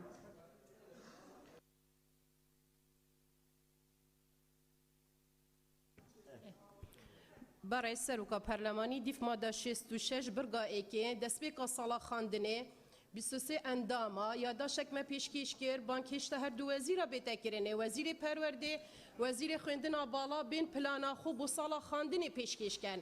جهێ داخەیە نوکە فاوضا بڕیارایە کەس ئاگەهل کەسە نینە پرۆسێسا خوێندنێ یاتمە ترسیێدا ئایا ڕۆلێمە وەک پەرلەمانتار چییە؟ ئەنیا محاسەباکی بکەین ئەڤروکە وەزیری پەروەردێ جەنابێ وەزیری پەروەردێ دوو پلانا بینێتن پشتینگی پلان ئەی جێبەجێ نەکرد پلان بی جێبەجێ نەکرد پلان سی جێبەجێ نەکرد ئایا مەسیرێ خواندن و فێرکردنی کوردستانی بەرەفکی بەچتن هێویدارم vê یاداشتێ بەرچاو وەربگرن هێشتا ماوەیە بەرسینگی مەڤە مای چەند هەیڤەکت ماین بلا خەلکێک ژیوارە گشتی بزانێتن کانێ مەسیرێ زارۆکت وانە بەرەف چڤە چن هیچ ڕەهەندێکا سیاسی تێدانینە هیچ ڕەهەندێکا داراییژی تێدانینە. بەڵێ زۆر سپاس. ئێمە کاک پێشاوە وەرتەگرم دوای ئەوەی کاکتۆر عەبدولسەلام پێمانەڵێ سەبارەت بە پلانی خوێندن بۆ ئەم ساڵ لەگەڵ هەردوو وەزارەتی خوێندنی باڵا و پەروەردە وەکو لیژنە چیتان کردووە؟ دوای ئەوە کاک پێشاوە وەرەگرم. بە ناوی خودای گەورە بەڕێز سەرۆکی پەرلەمان ئێمە ئەوڕۆ کۆبنەوەیەکی هاوبەشمان لەگەڵ بەڕێزان لە وەزارەتی پەروەردە هەیە لەسەر داوای بەڕێز وەزیری پەروەردە هەموو بەرپرسانی پەروەردەی و نوێنەری یەکێتی مامۆستایانیش لەوێ حزوریان دەبێت و ئاگاداری سەرجەمەندامانی لیژنەی پەروەردەم کردوتەوە کە ئەمڕۆ کاتژمێر دوو لەوێ حاضر بن. هەمومان دەزانین ئامارەکانی توشبوون بە ڤایرۆسی کۆڕۆنا زیاد لە حەدڕوو لە هەڵکشانە بۆیە پێمان وایە ممکن نییە لە ئێستادا بیر لاکردنەوەی دەرگای قوتابخانەکان بکەین بە ڕووی قوتابیان و خوێندکارانەوە. هیوادارین هەر ئەندامێکی پەرلەمان ئەوانەی کە لە لیژنەی پەروەردە و خوێندنی باڵاش نین تەشریف بفەرمونون بین لە کۆبنەوەکە دانیشن ئەگەر حەلێکی بەدیلی دیکە هەیە ئەلتەرناتیڤێکی باشتری پێیە مەخرەجێکی گونجاوتری پێیە با بفەرمن ڕۆژانە کۆبنەوەمان هەنا بین لەوێ ڕۆیای خۆیان دەرببڕن. هەموو کۆبنەوەکان دەبینین لە ناو جەلسەکانی پەرلەمان لە ئانی پەیوەندیدار لە دەسەڵاتی تەنفیزی لێرە نییە بۆچێ قسە دەکرێتن لە کۆبنەوەکانی ما کۆبنەوەی هاوبەشن دەسەڵاتی تەنفیزی لەوێ حزوری هەیە فەرموو لەوێ ڕەیەکانت بڵێ ئەو ئەندامانە بەڕێزانەی پەرلەمان کە لێرە قسە دەکەن هیوادارم بێن لە کۆبنەوەکانی لیژنەی پەروەردە و لەگەڵ بەڕێزان لە وەزارەتی پەروەردە قسە بکرێتن. لەسەر خۆی خاتونجیان بەڵێ بەڕێزان جەنابەت لە کۆبنەوەی ڕابردوو حزورت نابوو لەسەر پرۆ تەواو کاک عەبدولسەلام بەڕێزان کاکتۆر بەستە. بەڵێ بەڵێ ئەو ئەوێ کاکتۆر عەبدولسەلام مەبەستی ئەوەیە هەر ئەندامێکی بەڕێزی پەرلەمان ئەوێ سەبارەت بە دۆخی پەروەردە بە ئامادەی وەزیری پەروەردە بەشداری دانیشتنی لیژنەی پەروەردە بکە دەتوانێت بەشداری بکە. بەڵێ بەڵێ کاک پێشەوا دوای ئەوە سەوسەن خان دوای ئەوە با دەست بە جێبەجێکردنی بەرنامەی کارەکە بکەین. والله بابەتێکی زۆر گرنگە. بەڕێز سەرۆکی پەرلەمان بزەبت منیش هەرەمەوە لە سەرەمە قسە بکەم بەڕاستیەوە نزیکەی دوو کات ژمێرە گفتوگۆ کرێت هەردوو کات ژمێرەکە بەقەت گرنگی ئەم پرۆژەیە کە ئێمە ئەمڕۆ بێ مناقەشەی بکەین لەوانەیە گرنگ نەبێ. نازانم تا چەند ئاگدارن کە ئێمە بۆکو لیژنەی سامانە سروشتیەکان هەموو جارەیڵێنەوە لەم پرۆژە یاسایە باسی کراوە. توێژینەوە یەک چەند ڕۆژێک پێش ساهاتوەتە بەردەستی لیژنەکەی ئێمە ئەو گازەی کە لە مۆلیدە ئەهلیەکان بڵاوەکرێتەوە هەمووی ژەهر بۆ مناڵەکانی هەمووتان و بۆ خەڵکی کوردستان بڵاوەکرێتەوە. ئەو ئۆتۆمبیلێک ئەکرێت ئەو بنزینێک ئەکرێتە ناو ئۆتۆمبیلەکانتان هەمووی زەهر و سەرەتان بڵاوەکاتەوە. ئەم پرۆژە یاسایە بە ڕێژەیەکی کەمیش بێ ڕێگری لەم بابەتەکات کاکەم کاتێک کە بابەتێکی گرنگ و پرۆژەیەکی گرنگی لەم شێوەیە دێتە ناو هۆڵی پەرلەمان ئەولەویەت بدەن بەم بابەتە لەبەرەوەی کە وزەی برادەرانی ژەکوژرێ نیوەی هۆڵەکە چۆڵ بووە لەبەرەوەی کە هەندێک یعنی لەگەڵ ڕێزم لەگەڵ احترامێکی زۆرم هەندێک جار قسەی بەڕای سەرۆکی پەرلەمان من بە پێی مادەی 56 و 57 قسە دەکەم بەو پێی لە ماوەی ڕابردوودا لە کاتی وەرگرتنی خاڵی پەیڕەویدا لەلایەن هەندێک لە پەرلەمانتارە بەڕێزەکان زۆر جار گرژی و ناکۆکی دروست بووە و ئەو کێشە نەئارامەش تەسیری کردوتە سەر هاوڵاتیان و تەنانەت پەرلەمانتارانیش بۆیە من پێشنیار دەکەم لە کاتی وەرگرتنی خاڵی پەیڕەویدا پەخشی ڕاستە و خۆڕا بگیرێت و پشتیوانی لە کاک ئەرشەد و کاک سەرکۆ دەکەم بۆ ئەم مەبەستە چونکە هەندێک جار هەندێک لە بەهاکان لە ڕاستیدا دەبەزێنرێن و خاڵی تر سەبارەت بەو کۆبوونەوەی کە دەستەی سەرۆکایەتی پەرلەمان لەگەڵ فراکسیۆنە بەڕێزەکان ئەنجامیاندا بۆ سەردانی دەڤەری گەرمیان بۆ یادی ئەمفالی گەرمیان داوا دەکەم کە وەکو لیژنەی شەهیدان تایبەتمەندی لیژنەی شەهیدان ڕەچاو بکرێ و پێمان بڵێن کە ئەو سەردانە لە چ کاتێکدا ئەنجام دەدرێ بۆ ئەوەی ئێمە وەکو لیژنەی شەهیدان ئامادەکاری تەواوی خۆمان بکەین. زۆر سپاس. ئێمە بە تەواوی فراکسیۆنەکانمان وتووە نوێنەرەکانتان لە ناو لیژنەی شەهیدان هەڵببژێرن بۆ ئەوەی بچێت لە ناو لیژنەکە بێ کەواتە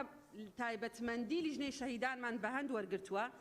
بەڵام ئەو بەڕێزانە بە تەنها بۆ بابەتی کە سوکاری شەهیدان ناڕۆن بەڵکو بابەتی خزمەتگوزاری دۆخی ئیدارەیە بۆیە تێکەڵەیەکمان دروست کردووە سەبارەت بەوەی کە ئێمە یعنی لەو شوێنەوە دەست بە پەخش بکەین کە بەرنامەی کار جێبەجێکرێ یەک هەندێکی تر دراسەی دەوێ چونکە کاکسەرکۆ بۆ یەک ڕۆژی داوا کردبوو یعنی بەتەنها بۆ ئەمڕۆی داوا کردبوو هەندێکی تر دراسەی دەوێ دراسەیەکەین ئەگەر توانیمان لە ناو فراکسیۆنەکان قەناعەت دروست بکەین و کاتە بابەتێکی تر قسەی لەبارەوەکەین بڕۆینە سەر بەرنامەی کار بەڕێزان با بڕۆینە سەر بەرنامەی کار تەواو بەسە بەڵێ کاک سیروان ئەزانی بڕوا بکە لە تاریخی ئەم پەرلەمانەیە بە ناوی خاڵی پەیڕەوی ئەوەنە قسە نەکراوە بەسە بەڕێزان بەسە فەرمون کاک عەلی حەمە ساڵح کاک سیروان لە دەرفەتێکە دەست پێکرد ها بەناوی وەڵا کەمە لەبەرەوە کاک عەلی ئەسڵێکە بخوێنێتەوە بەڕێز سەرۆکی پەرلەمان داوا لێکم 2 دقم بیتێ هەندێک شتی گرنگی ڕەبتی ئەم پرۆژەیە باسکەم بۆ بەڕێزان یەکەم جار راپۆرتەکە بخوێنەرەوە دوایی دەرفەتان دەم قسە بکە راپۆرتەکە بەڵێ کاک عەلی حەمە ساڵح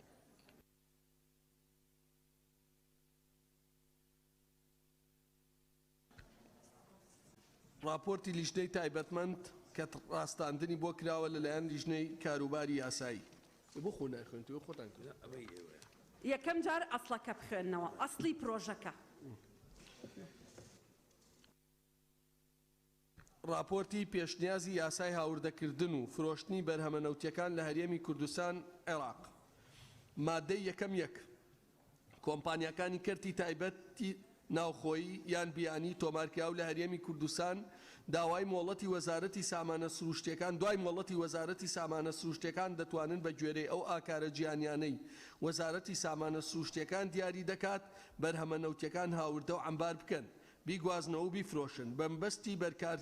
بەرکارکردنی ناوخۆیی چ بە شێوەی ڕاستەوخۆ بێتیان لە ڕێگەی بریکارە ڕێپێدراوە بەرهەمەنەوتیەکان ئەمانەی خوارەوە دەگرێتەوە مەنزیتی ئۆتۆمبیل زەیتی گاز زەیتی بزوێنەر و گریس بە هەموو جۆرەکانیەوە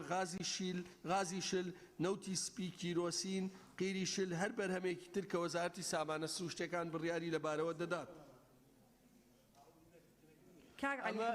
ئەمە تەواوە تەواوە دوایی لە ئەوەی لیژنەی هاوبەش ئەو تەسمیمەتان نەهێشتووە ئەوەی عەلی حەمە ساڵح تەواوە تەواوە بەردەوام بە کاک عەلی تەواوە دووەم پێویستە وەزارەتی سامانە سروشتیەکان خشتەی پاشکۆ لە شێوەی ڕێنماییدا دەربکات هاوتا بێت لەگەڵ ئاکارە ژیانیەکان مەبەست ستانداردە ئەو بەرهەمە نەوتیانە لەسەرەوە ئاماژەی پێکراوە. مادەی دووەم هەر کۆمپانیایەک سەرپێچی حکمی مادەی یەک بکات بە شێوەی خوارەوە سزا دەدرێت. پێبژاردنێکی دارایی لە 100 ملیۆن دینار کەمتر نەبێت و لە 300 ملیۆن دینار زیاتر نەبێت. دوو دەست بەسەر داگرتنی بەرهەمە نەوتی هاوردەکراوەکانیان بە پێی توانای گەڕانەوەی بەرهەمەکە بۆ سەرچاوەی بەرهەمێنان لەسەر خەرجی کۆمپانیای سەرپێچی کار. سێم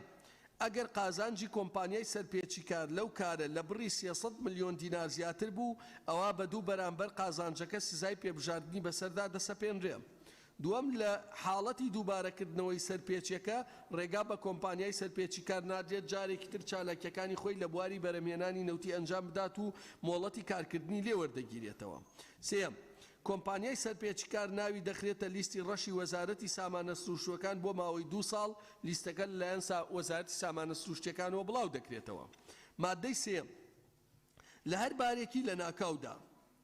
سەرۆکایەتی ئەنجومەنی وەزیران و وەزارەتی سامانە سروشتەکان ڕادەسپێرێت بۆ پابەندکردنی کۆمپانیای پلەیەکە تۆمارکراوەکان بە بڕێکی دیاریکراوی پێویست لە بەرهەمە نەوتیە هاوردە و ئەمبار بکەن. مادەی چوارەم کۆمپانیای هاوردەکان بە پێی حکومەکانی ئەم یاسایە دەتوانن وێزگەی فرۆشتنی سوتەمەنی و کۆگاکانی ئەمبارکردنی بەرهەمە نەوتیەکان تایبەت بە خۆیان بە پێی ئەو ڕێکسازیانەی لەلایەن وەزارەتی سامانە سروشتیەکانەوە پێڕەو دەکرێت دروست بکەن. هەروەها دەتوانن بەمبەستی فرۆشتنی بەرهەمە نەوتی هاوردەکراوەکان بەنزیخانە بەکرێ بگرن. دووەم ئەو کۆمپانیانەی کە لە بواری ئەمبارکردن و فرۆشتنی بەرهەمە نەوتی هاوردەکراوەکان کار دەکەن نابێت کاری ئەمبارکردن و فرۆشتنی بەرهەمە نەوتیە ناوخۆیەکانیش بکەن پێچەوانەکەشی ڕاستە. هەر کۆمپانیایەک سەرپێچی حکومەکانی بڕگەی دووەمی ئەم مادەیە بکات بەم شێوەی خوارەوە سزا دەدرێت. پێبژاردنێکی دارایی بە بڕی 500 ملیۆن دیناری عێراقی بە دەست بەسەراگرتنی بەرهەمە نەوتی هاوردەکراوەکان بە پێی توانای گەڕانەوەی بەرهەمەکە بۆ سەرچاوە بەرهەمێنەرەکەی لەسەر خەرجی کۆمپانیای سەرپێچی کار. سێ لە حاڵەتی دووبارەکردنەوەی سەرپێچی کار کۆمپانیا بە پێشبژاردنێکی دارایی کە بڕەکەی 600 ملیۆن دینارە سزا دەدرێت و ڕێگەی پێنادێت جارێکی تر چالاکیەکانی لە بواری بەرهەمە نەوتیەکان ئەنجام بدات. لەگەڵ دەست بەسەراگرتنی بەرهەمەکە یان بە پێی توانا گەڕانەوەی بۆ سەرچاوەی بەرهەمهێنان لەسەر خەرجی کۆمپانیای سەرپێچی کار. مادەی 5 یەکەم کۆمپانیای هاوردەکارەکانی بەرهەمە نەوتیەکان بە پێی حکومەکانی ئەم یاسایە بە مەرجی سەلامەتی و پاراستنی ژینگە و کۆنتڕۆڵی جۆری پابەند دەبن. دووەم هەر کۆمپانیایەکی سەرپێچی حکومەکانی بڕگەی یەکەمی ئەم مادەیە بکات بەم شێوەی خوارەوە سزا دەدرێت. پێبژاردنێکی دارایی لە 50 ملیۆن دینار کەمتر نەبێت و لە 100 ملیۆن دینار زیاتر نەبێت تەنیا نەبێت بۆ جاریەکەم. دووەم لە کاتی دووبارەکردنەوەی سەرپێچیەکە کۆمپانیا پێبژاردنێکی دارایی لە 75 ملیۆن دینار کەمتر نەبێت و لە 150 ملیۆن دینار زیاتر نەبێت سزا دەدرێت. ڕێگەی پێنادێت جارێکی تر چالاکی لە بواری بەرهەمە نەوتیەکان ئەنجام بدات. سێم ئەگەر قازانجی کۆمپانیای سەرپێچی کار لە بڕی 150 ملیۆن دینار زیاتر بوو ئەوە بە دوو بەرامبەر قازانجەکە سزای پێبژاردننی بەسەردا دەسەپێنرێت. مادەی 6 وەزارەتی سامانە سروشتیەکان و دەستەی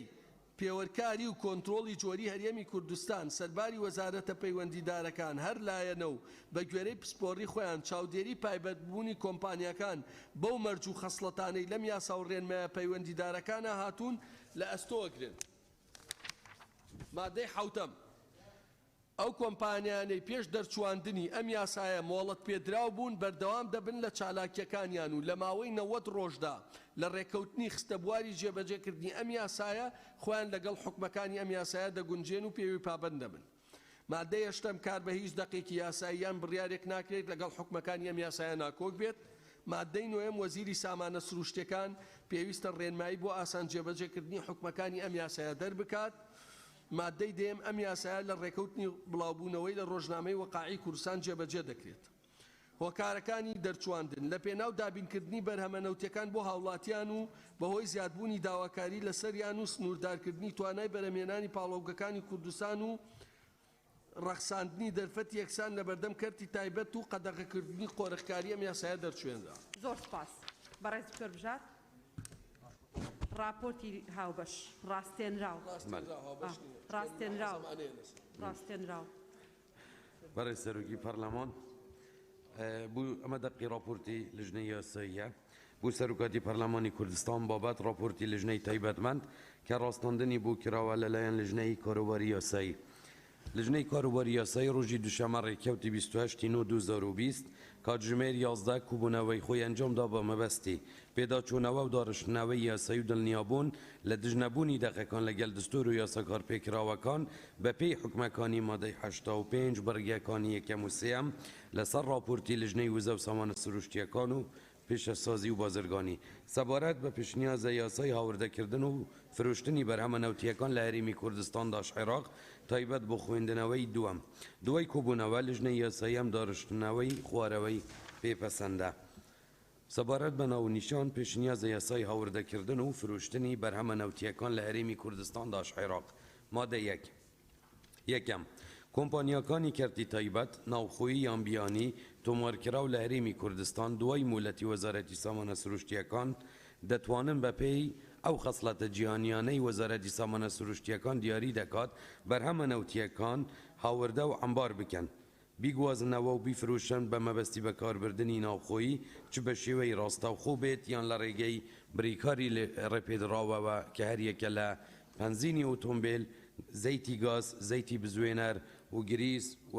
بە هەموو جۆرەکانیەوە غازی شل نەوتی سپی کیرۆسین قێری شل و هەر بەرهەمێکی تر کە وەزارەتی سامانە سروشتیەکان بڕیاری لەبارەوە دەگرێتەوە دووەم پێویستە وەزارەتی سامانە سروشتیەکان خشتەی پاشکۆ لە شێوەی ڕێنماییدا دەربکات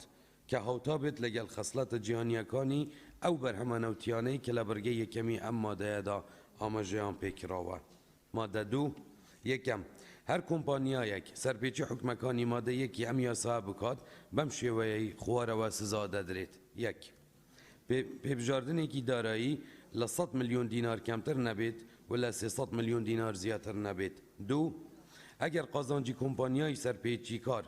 لەو سەرپێچیە لە بڕی 300 ملیۆن دینار زیاتر بوو ئەوە بە دوو بەرامبەری قازانجەکەی سزای پێبژاردننی بەسەردا دەسەپێنرێت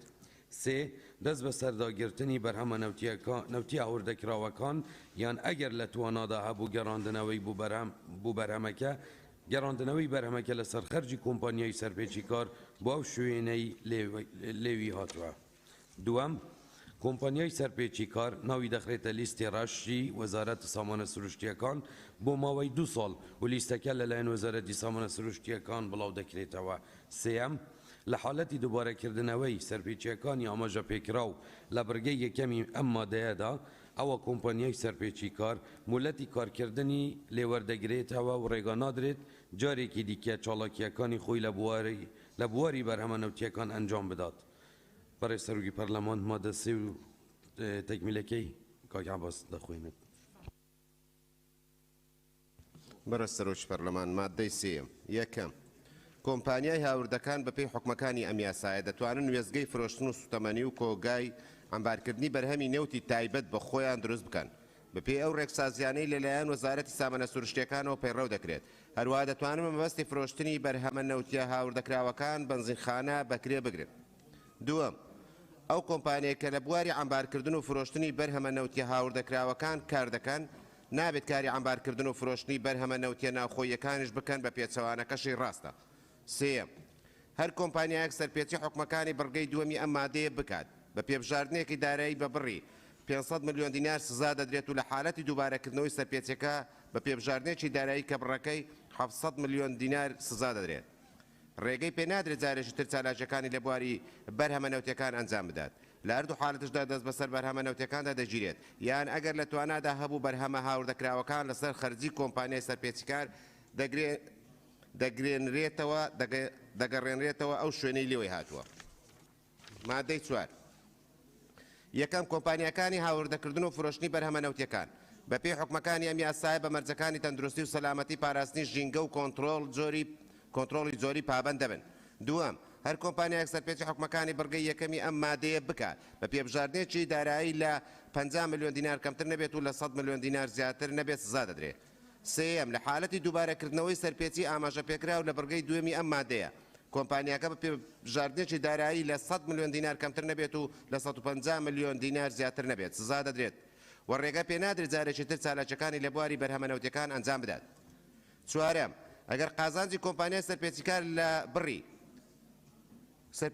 لە بڕی 150 میلیۆن دینار زیاتر بوو ئەوە بە دوو بەرامبەر قازانجەکە سزا پێبژاردننی بەسەردا دەسەپێنرێت. مادەی پێنجەم وەزارەتی سامانە سروشتیەکان وەزارەت و دەستە و پەیوەنددارەکان بە گوێرەی پسپۆڕی خۆیان چاودێری پابەندبوونی کۆمپانیەکان بەو مەرج و خەسڵەتانەی لەم یاسای و ڕێنمایە پەیوەنددارەکان داهاتووە لە ئەستۆ دەگرێن. مادەی شەشەم ئەو کۆمپانیانەی پێش دەرچواندنی ئەم یاسایە مۆڵەت پێدراو بوون بەردەوام دەبن لە چالاکیەکانیان و لە ماوەی 90 ڕۆژ لە ڕێکەوتی خستنە بواری جێبەجێکردنی ئەم یاسایە خۆیان لەگەڵ حکومەکانی ئەم یاسایە دەگونجێن و پێوەی پابەند دەبن. مادەی حەفت ڕسمی گومرجی و باج بەپێی یاسا و پەیڕە و بەرکارەکان لە هەرێمی کوردستان داش عێراق وەردەگیرێت. مادەی هەشت دادوەری لێکۆڵینەوە تایبەتمەندە بە یەکلاکردنەوەی کەیسی ئەو سەرپێچیانەی کە لەم یاسایەدا داقنووس کراون بەپێی حکومەکانی تایبەت بە بڕیاری سزایی هاتوو لە یاسای بنەما دادگاییە سزایەکانی ژمارە 23 ساڵی 1970 جێمار کراو. مادەی نۆ کار بە دەقی هیچ یاسا یان بڕیارێک ناکرێت کە لەگەڵ حکومەکانی ئەم یاسایە ناکۆک بێ. مادەی دا وەزیری سامانە سروشتیەکان بە هەمانجی لەگەڵ وەزارەت و لایەنە پەیوەنددارەکان پێویستە ڕێنمایی بۆ ئاسان جێبەجێکردنی حکومەکانی ئەم یاسایە دەربکە. مادەی 11 ئەم یاسایە لە ڕێکەوتی بڵاوکردنەوەی لە ڕۆژنامەی فەرمی وقاعی کوردستان جێبەجێ دەکرێت. هۆیەکانی دەرچواندن لە پێناو دابینکردنی بەرهەمەنەوتیەکان و بۆ هاوڵاتیان و بەوەی زیادبوونی داواکاری لەسەریان و سنوورداری توانای بەرهەمهێنانی پاڵاوگەکانی هەرێمی کوردستان و ڕەخساندنی دەرفەتی یەکسان لە بەردەم کەرتی تایبەتدا و قەدەغەکردنی قۆڕخکاری ئەم یاسایە دەرچێندرا. زۆر سپاس.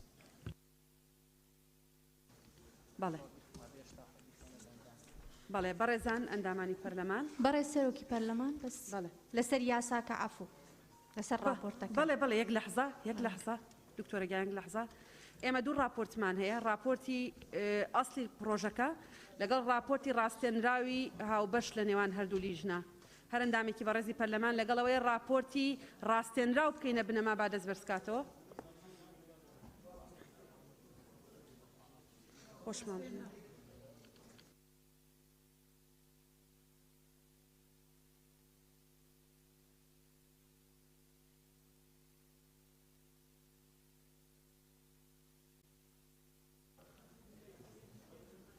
يلا هرچی ئضافەتان هەیە دەستەتان.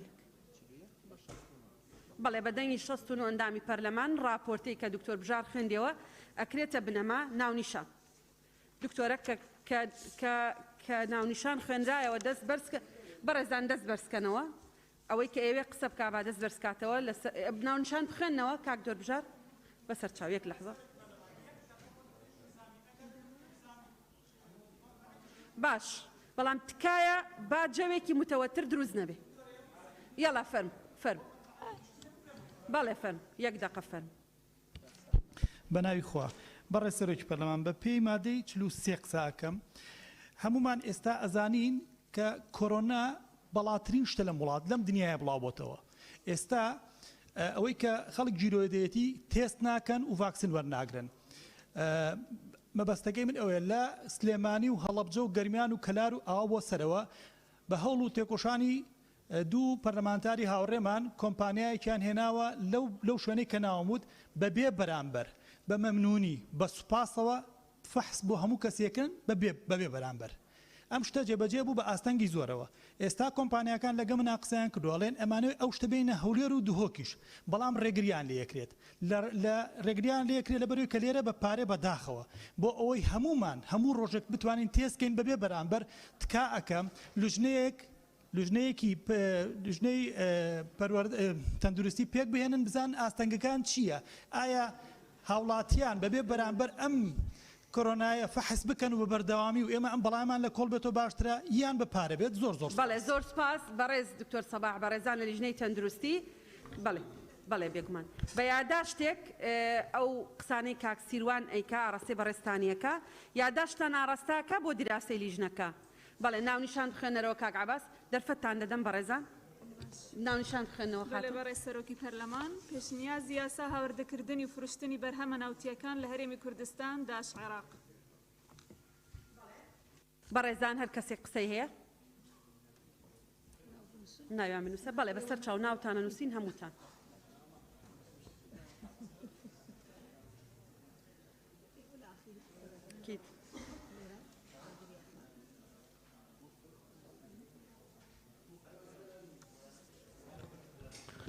بەڕێسەرۆکی پەرلەمان دیارە ئەوەی کە لە پێشنیازە یاساکاتۆ لەگەڵ ناوەڕۆکەکەی کە باسی غازی شل و باسی زەیتی گاز و هەموو بابەتە غازیانەی کە تایەتی بۆیە من پێشنیازەکەم ناونیشانی پرۆژە یاساکە بکرێ بە پێشنیازە یاسای هاوردەکردن و فرۆشتنی بەرهەمە نەوتی و گازیەکان لە هەرێمی کوردستان داش عێراق و زۆر سپاس. بەڵێ زۆر سپاس. کاک شێخ زاهر. بەڕێسەرۆکی پەرلەمان پێشنیازی یاسای هاوردەکردنی فرۆشتنی بەرهەمەنەوتیەکان لە هەرێمی کوردستان داژ عێراق.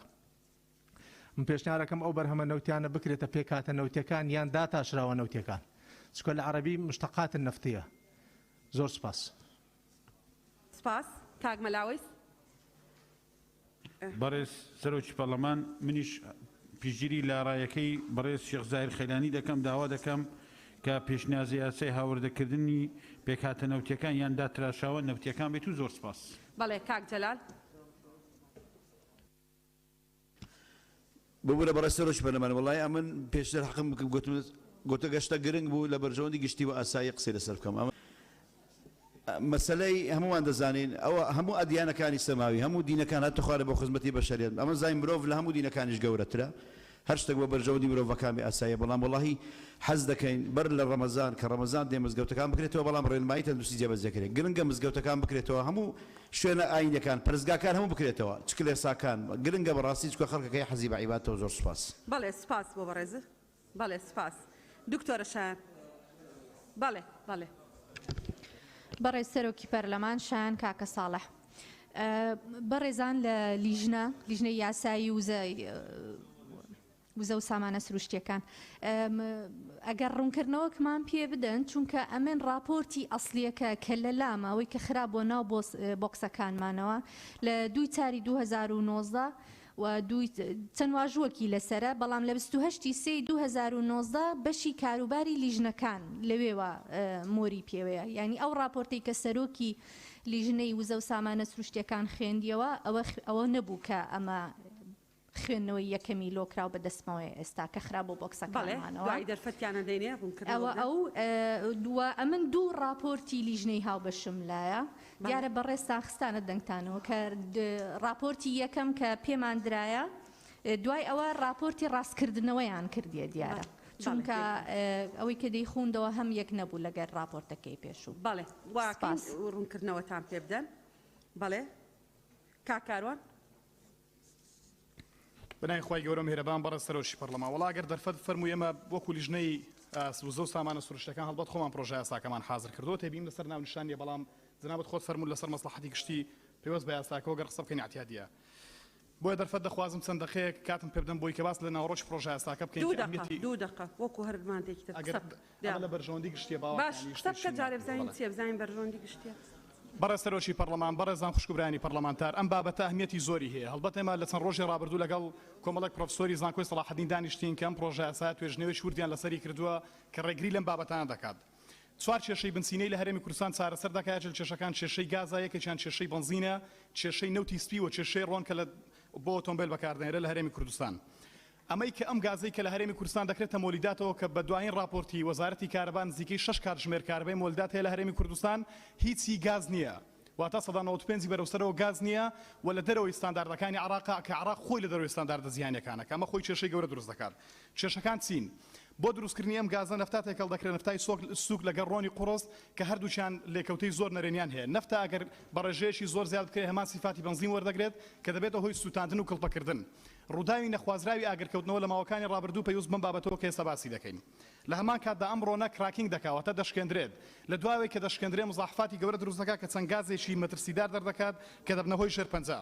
گازەکان وەکو SO2 CO H2S کە ئەمانە ڕاستەوخۆ کاریگەریان بەسەر کۆندامی هەناسەوە هەیە کاریگەریان بەسەر ژینگەوە هەیە کاریگەریان بەسەر حملی ئافرەتەوە هەیە بەگشتی و کاریگەریشیان بەسەر ڕێژەی سەرەتانەوە هەیە کە هەمومان لە ژێر مەترسی سەرەتان و شێرپەنجەدان لە هەرێمی کوردستان کە بەشێکی زۆری بە ژێرەی ئەم گازانەیە کە هەیە. ستانداردی عالمی بۆ ڕێژەی گازانی کە باسم کرد 50 لە ئێستادا لە هەرێمی کوردستان گەشتۆتە 150 کە ئەمە بە ڕێژەیەکی یەکجار زۆر خەتەرە بەڕێ سەرۆکی پەرلەمان. ئەم گازی ئێشت و ئێستا مەترسی شێرپەنجەی بە جۆرێکە کە هیچمان تەسەوەری ناکەین کە لە هەرێمی کوردستان دەگوزارێت مەترسەکانی زۆر هەستپێکراون کە ڕێگە بدەی گەڕوونی پێوێن لە بابەتەکانی تریشدا. بابەتی بنزین لە هەرێمی کوردستان بە دوو خەزان تێکەڵ دەکرێت. خەزانگەلێک کە لەناو هەرێمی کوردستاندا هەن ئەوانەشی کە لە دەرەوەی هەرێمی کوردستان تێکەڵ دەکرێن و بە قاچاق یاخود بە شێوە ڕسمیش داخل ناو هەرێمی کوردستان دەکرێن. بەڕێ سەرۆکی پەرلەمان بۆ بەرزکردنەوەی ئۆکتان چەند مادەیەک بەکاردەهێنرێت. مادەی MTBE،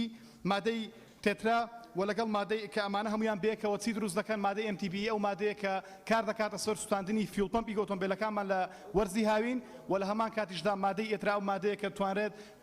ئێمە تووشی شەرپەنجە بکەمە معارض بین بۆی کە تووش شەرپەنجە و خنکام بین بۆ چکە دەستلیشنی بۆ ناکرێت ئەمە پرۆسەی دڵۆپاندنە. نەوتی سپی ماڵان کە ڕێژەیەکی زۆری مادەی ئەرۆماتیکی تێدا بەشەکەی تریە دەینە سەرۆکی لیژنەی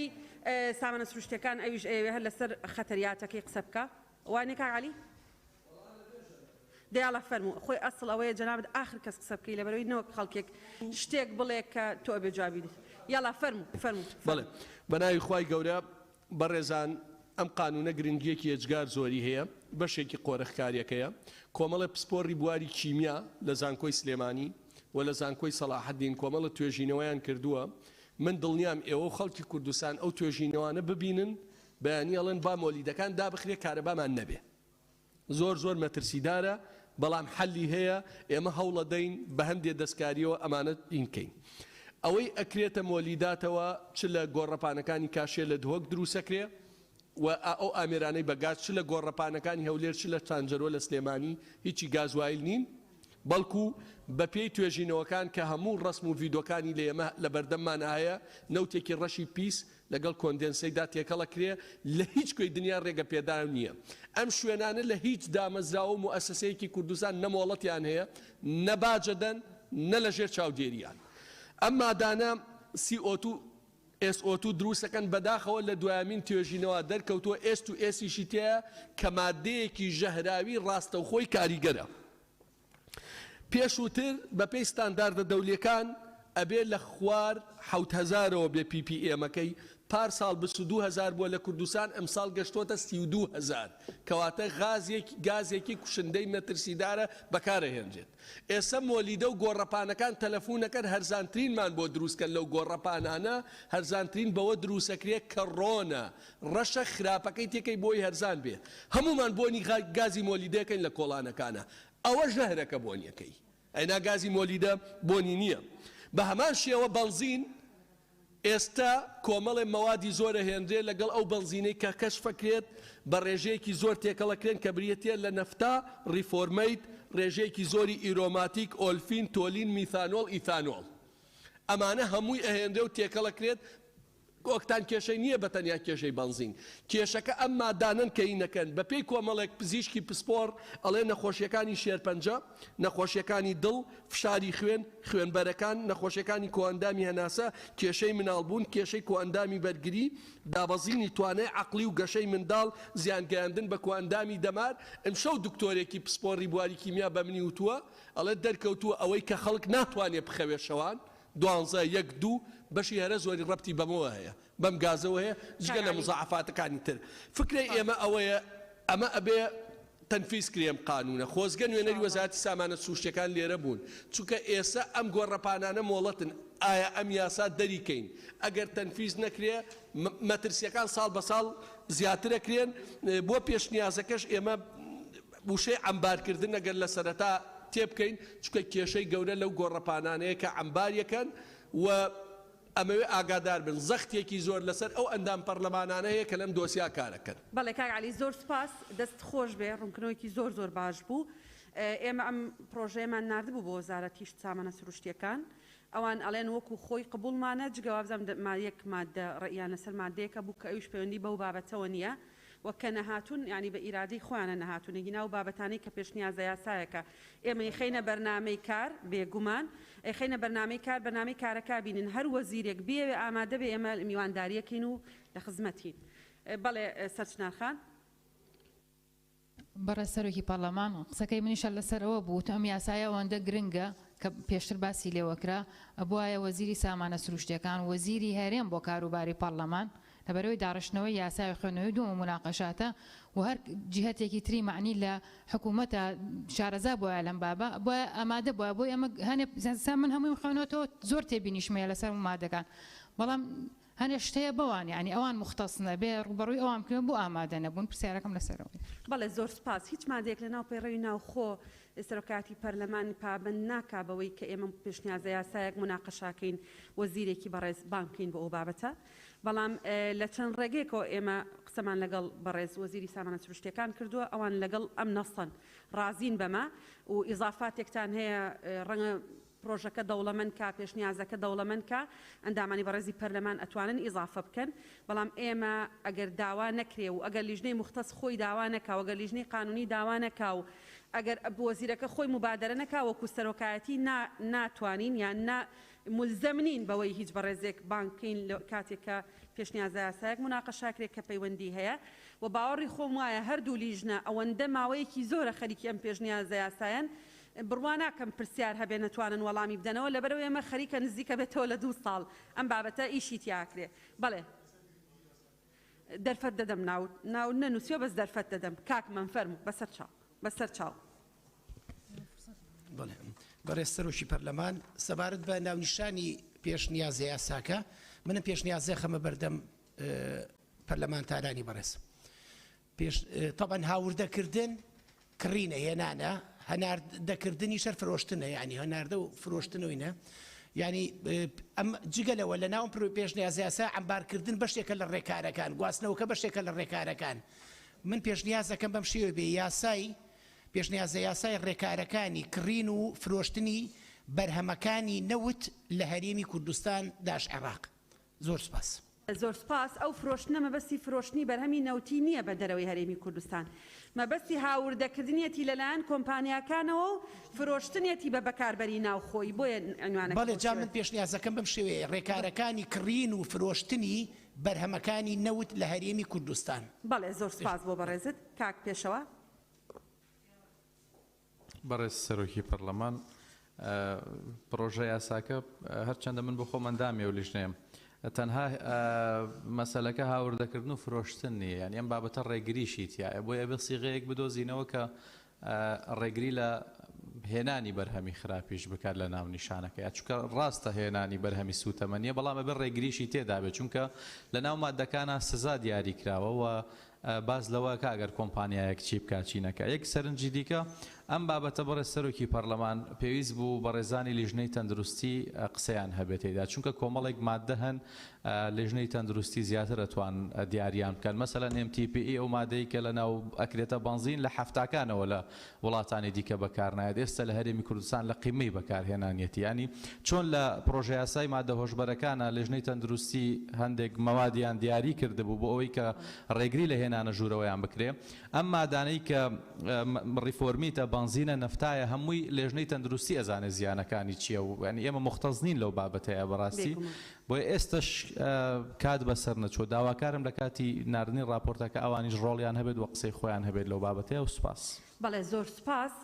لە ڕاستیە ئەو راپۆرتە با بڵێن عیلمی کە کاکعەلی و کاکاروان و بەڕێزیشتان ئاماژەتان پێدا لە کاتی ئاراستەکردنی ئەم پێشنیازە یاسایە بۆ لیژنە تایبەتمەندەکان وجودی نەبوو ئێمەش ڕەنگە ئەو زانیاریانەی ئێستا هەمانە لە دوای ئەو ئیشانەی کە کراون دراساتی علمی نەبووە ئێمە داوایان لێەکەین لە دەوڵەمەندکردنی پرۆژەکەی هاوکارمان بن وەکە باسی ستانداردە جیهانیەکان کراوە و بەڕێزت بازەکەی ئەسڵ ئەوەی ئەو مادەیە بەکارنێنێت چکە لە زۆر شوێنە ئەگەر هەڵە نەبین باسی ئەوەکە کە بێ کاڵیتیەکە بە گوێرەی ستانداردەکان بێ و سوپاس کاکرێ بوار خاتۆ ڕێوات سەرۆکی پەرلەمان من وەکو ئەندامی ناو مەهێنا چکە پێیز ناکەم وەکو ئەندامێکی لیژنەی سامانە سروشتەکان قسەکەم پێشەوەی بێمە سەر ئەو تێبینێکە لەسەر پێش ناونیشانەکەمە هەڵبەتە ئەوانەی کە برادرانی خۆمان لە لیژنەی سامانە سروشتەکان باسییان کرد ڕێک لە راپۆرتێکدا هەیە کە ئێمە مەدانیان ئیشمان لەسەری کرد تەواوی ئەو چەمک و پێک هاتە زانستیەکانیشی کە ناوی هاتووە بەڕاوێشکردن و بە گفتوگۆکردن لەگەڵ خەڵکی مختص و فەنی و پسپۆر لەبەرەوە کە بابەتەکە جانبێکی زانستیە پەیوەستە بە زانستی کیمیا پەیوەستە بە مختبەرات ئەوە ئیشی منیە لێرەوە ئیشی فەنیەکانە بۆ ئێوە گرنگ بوو کە دەقی ئەم راپۆرتە لە بەردەست هەموو پەرلەمانتاران هەبوایە بۆی کە ڕێک نێوەڕۆکی گرنگی ئەم بابەتیان بزانی با هاوپێش لەگەڵەوەی کە پێشنیاسە یاسایەکە هەیە بەڕێ سەرۆکی مەرلەمان سەبارەت بە ناونیشانی پێشنیازە یاسایەکە هەڵبەتە ئەم پێشنیازە یاسایە بۆ ڕێکخستنەوەی هاوردە و باوڵین فرۆشتنی بەرهەمەنەوتیەکانە وەجاهەتی زۆر تایە ئەوە کاک جۆربژار کاک ڕاستەکە تەنزیمی ئیستیراد و ڕاستەکە دەست خۆش سپاس بەدرێخان ڕاستەکە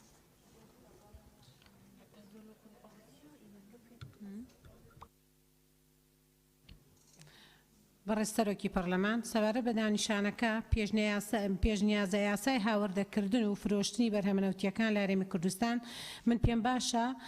فرۆشتن پێش بخرێ لەبەرەوەی لە ڕووی قەبارە و فرۆشتن باشترە و گرنگترە کەواتە فرۆشتن پێش هاوردەکردن بخرێ زۆر سپاس. بەڵێ سپاس نا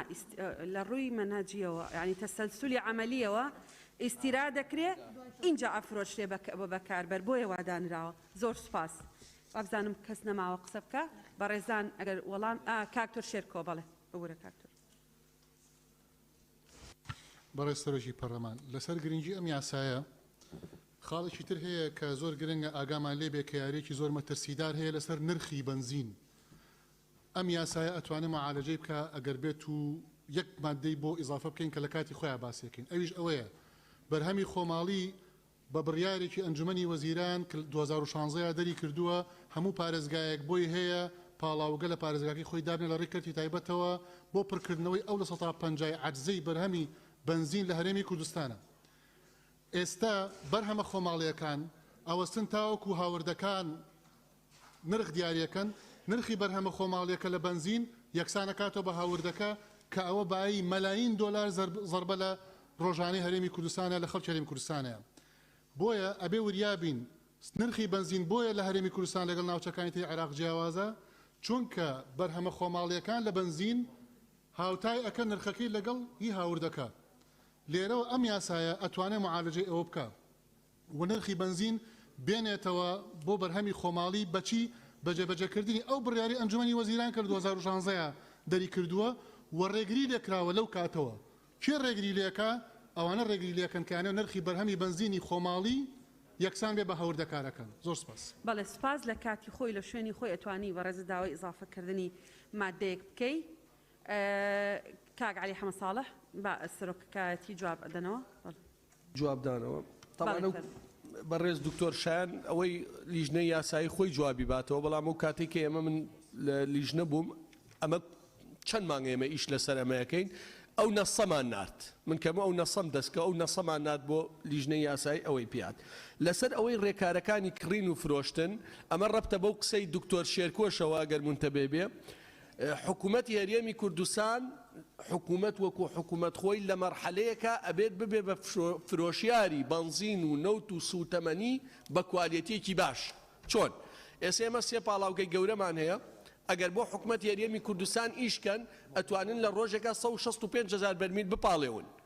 بنزینەکە بە کوالیتیەکی زۆر باشتر لەوەی لە بازاڕا هەیە گازوایلەکە زۆر باشتر و نەوتی سپی بۆ ماڵان تا دواتر ئێستا هیچ کام لەم پاڵاوگانە بۆ حکوومەت هەرێم کار ناکەن یەکیان تقریبان 20,000 ئەوەکەی وەساوە یەکیان بۆ عێراق ئیشەکە یەکیان بۆ خۆی ئیشەکە ئەمە هەدەفی لیژنەکەی ئێمە ئەوەیە چەند جارێک داوامان کردو ئێستا پاڵاوگەیەکی تری گەورەش لە سلێمانی خەریکەکرێتەوە ئەو چیشکە حکوومەت هەرێمی کوردستان ئەگەر خۆی نەوت بپاڵێوێ لە هەر بەرمیلێ نەوت زۆر زیاتریشی دەسەکەوێت لە ڕووی داراییەوە بە $10 زیاتری دەسەکەوێت ئەی فرۆشێ منتوجێ باشی شەکەوێت لە ڕووی سەحی و ژینگەی شۆکێشەیە فکرێ ئێمە لە ناونیشان ئەوە بێکە ئەو چۆن ڕێکیەخینەوە لەگەڵ لیژنەی یاسایەکەین ئەوەی کە لە دەرەوەیەت بە کوالیتێکی بەرز بێت لە ناوخوا دەستکاریەکرێت کێشەکە لە ناوخوا لەو گۆڕەپانەی بێمۆڵەت بۆیە وتمان عەمبار بنزینەکە لە خاڵی سنووریەکان ئەپێورێ کێشەی نییە بەڵام کە دەهێنرێتە ژوورەوە لەگەڵ ئەو هەموو مادە مسەڵتەنەی باسمان کرد تێکەڵەکرێت کێشەکە لێرە دروسە بێت ئەبێ ڕێکارێ بۆ ئەوە دانرێت و ئەگەر ئەو فرۆشتنەی حکوومەت خۆی دەست پێ بکاتەوە وەکو پێشووتر کە لە 2016 ڕاگیراوە بۆیە ئێمە کڕین کێشەی هەیە فرۆشتن کێشەی هەیە بۆی قۆرخکاریەوە ئەمبارکردن کێشەی گەورەی ئێمەیە لە ئەمبارکردنەکە هەمووی تێکەڵەکرێ وە لە ژەری ڕقابەیەکانی بەڵێ زۆر سپاس لیژنەی قانونی ئەتانوێ قسە بکەن بەڕێز سەرۆکی پەرلەمان سەبارەت بۆ پرسیارەی ئەم بە دوو جۆر و بە دوو شێوە هاتە بەردەستمان ئەم پرۆژە یاسایە نە هەر یەک شێوەی ناوەڕۆکەیتی بەڵام سەرەتا ئەوە ڕاستە فراکسیۆنی یەکێتی وەکو ئینفاس پێشکەشی پەرلەمانیانکردن خوێندنەوەی بۆ یەکەمی بۆ کرا پاشان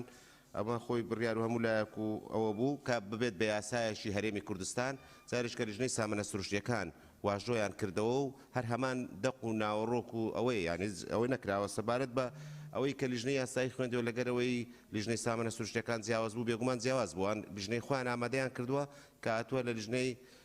یاسایی جارێککە ڕێکخراوەتەوە ڕاستاننی بۆ کراوە هەر ئەوەندە بۆ پرسیارەکەت زۆر سپاس بەڵێ سپاس کاکاروان جوابی پەرلەمانتاران دەدەیەوە یعنی تەوزیحیان دەدێ بەڵێ فەرموو بەڕێز سەرۆکی پەرلەمان هەڵبەت چەند پێشنیازێکی باش کرد لەسەر گۆڕنی ناونیشانی پرۆژە یاساکە لە ڕاستیدا ناونیشانەکە پێم وانە کێشەی هەبێت لەبەرەوەی کەمە باسمان لەوە کردو پێشنیازە یاسای هاوردەکردن و فرۆشتنی بەرهەمەنەوتیەکان ئێمە لە سەرەتادا هاوردە دەکرێت و لە ناوخۆی هەرێمی کوردستان پێشتریش باسم کرد کە وەکو کاک عەلی شڵۆنی کردەوە کێشەی پاڵاوگەمان هەیە لە ناوخۆی هەرێمی کوردستان و بەشێکیشی پێوەستە بەوەی کە ئێمە 190 پاڵاوگەی ناڕسمیە یاداشمانداوە بە حکوومەتی هەرێمی کوردستان بۆ چارەسەرکردنی ئەم کێشەیە بەڵام ئێستا کێشەکە ئەوەیە کە لە دەرەوەی هەرێمی کوردستانیش خەزانیان بەکرێگرت و داخڵنیاو هەرێمی کوردستانی دەکەن و معیارەکانیش دەپێچێت چکە وەکتانەکە زۆر بەرزەکە داخڵ دەکرێت نقطەی یەکەم نقطەی دووەم بە سەبارەت بە ڕێگریکردن لە ناونیشان جێگەی بکرێتەوە لە مەتی یاساکەدا جێگەی کراوەتەوە لە مادەی 4 لە بڕگەی 1 و 2 بە وازەحی هاتووە یعنی تۆ ئەگەر سەرپێچەکە بکرێت و ئەگەر سزاکەشی چۆن دەبێت بۆ پێم وایە ناونیشانەکە کێشەی چکە ناوڕۆژی یاساکەدا بە وازەحی لە مادەی 4 هاتووە کە ڕێگریکردنەکە چۆن دەبێت و زۆر سپاس بەڵێ سپاس سەبارەت بەو پێشنیازانەی کە بەڕێزان ئەندامانی پەرلەمانێکن وەڵامدانەوەیان ئەبێ ئیتیفاقکەن لەسەری مەسەن ئەگەر ڕازین بەوەی کە ئەکرێ ئەبێ لیژنە بڵێ ئێمە مشاوەرەمان کرد پێشنیازێکی باشە یعنی بە یەک نابێت جوابیان بدەنەوە نزیک ببنەوە لە یەکتری بەڵێ مادەی یەکەم بەڕێزان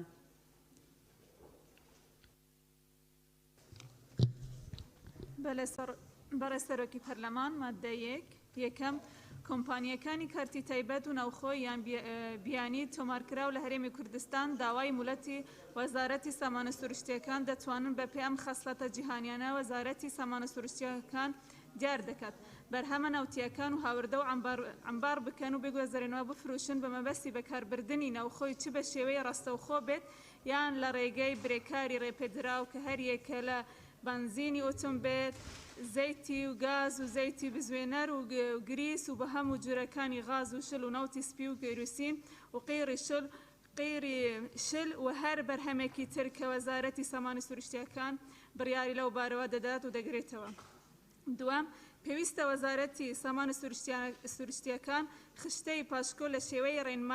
ڕێنمایدا دەربکات کە هاوتا بێت لەگەڵ خەسڵەتە جیهانیەکانی ئەم بەرهەمە ناوتیەکان کە لە بڕگەی یەکەم ئەم مادە ئاماژەیان پێکراوە. سپاس. بەڵێ هەر بە ڕێزێک ئێوێ لەسەر مادەی یەک قسە بکە.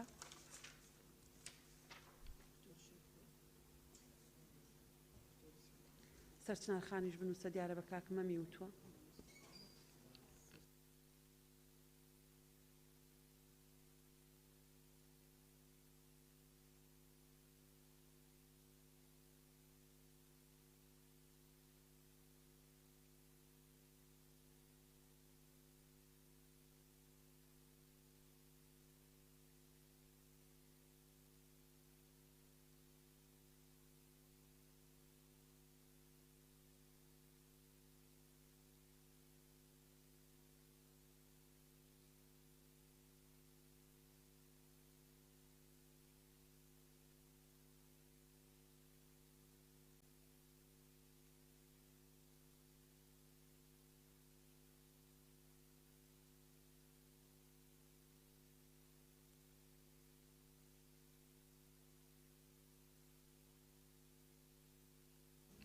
بەڵێ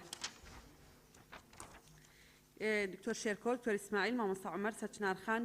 کاکمەم مامۆستا ئەبوبەکر بەدرێخان کاک بەڵێن کاک لوقمان کاک ڕزگار کاک گۆران دکتۆرە شایان دکتۆر ڕێبوار نەجات خان کەیتر قەی ناکا خۆشەر نییە ئاخر کەسبی خراپ بێ بەختیشی تایە کەس ماوە ئاگولستان خان کەیتر بەڵێ دكتور اسماعيل.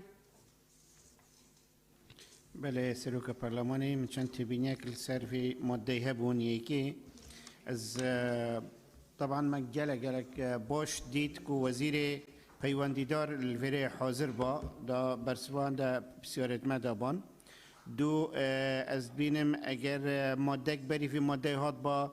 پیناست هند مصطلحات فري هاتين وزير و وزارت و دستا پیوندیدار اوهات بانا پیناس کرن دا باشتر بینم سه اگر بریار 2016 و ایک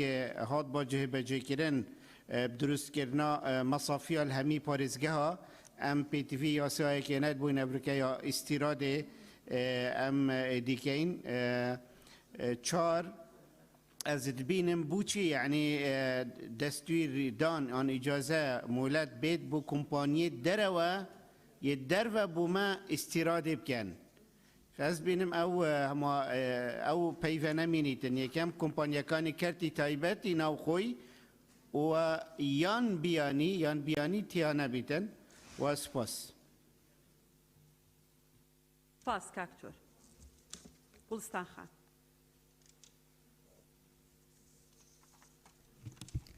بەڕێز سەرۆکی پەرلەمان سەبارەت بە مادەی یەکەم بڕگەی یەکەمی کۆمپانیاکانی کەرتی تایبەت ناوخۆیە بیانی تۆمارکراو لە هەرێمی کوردستان دوای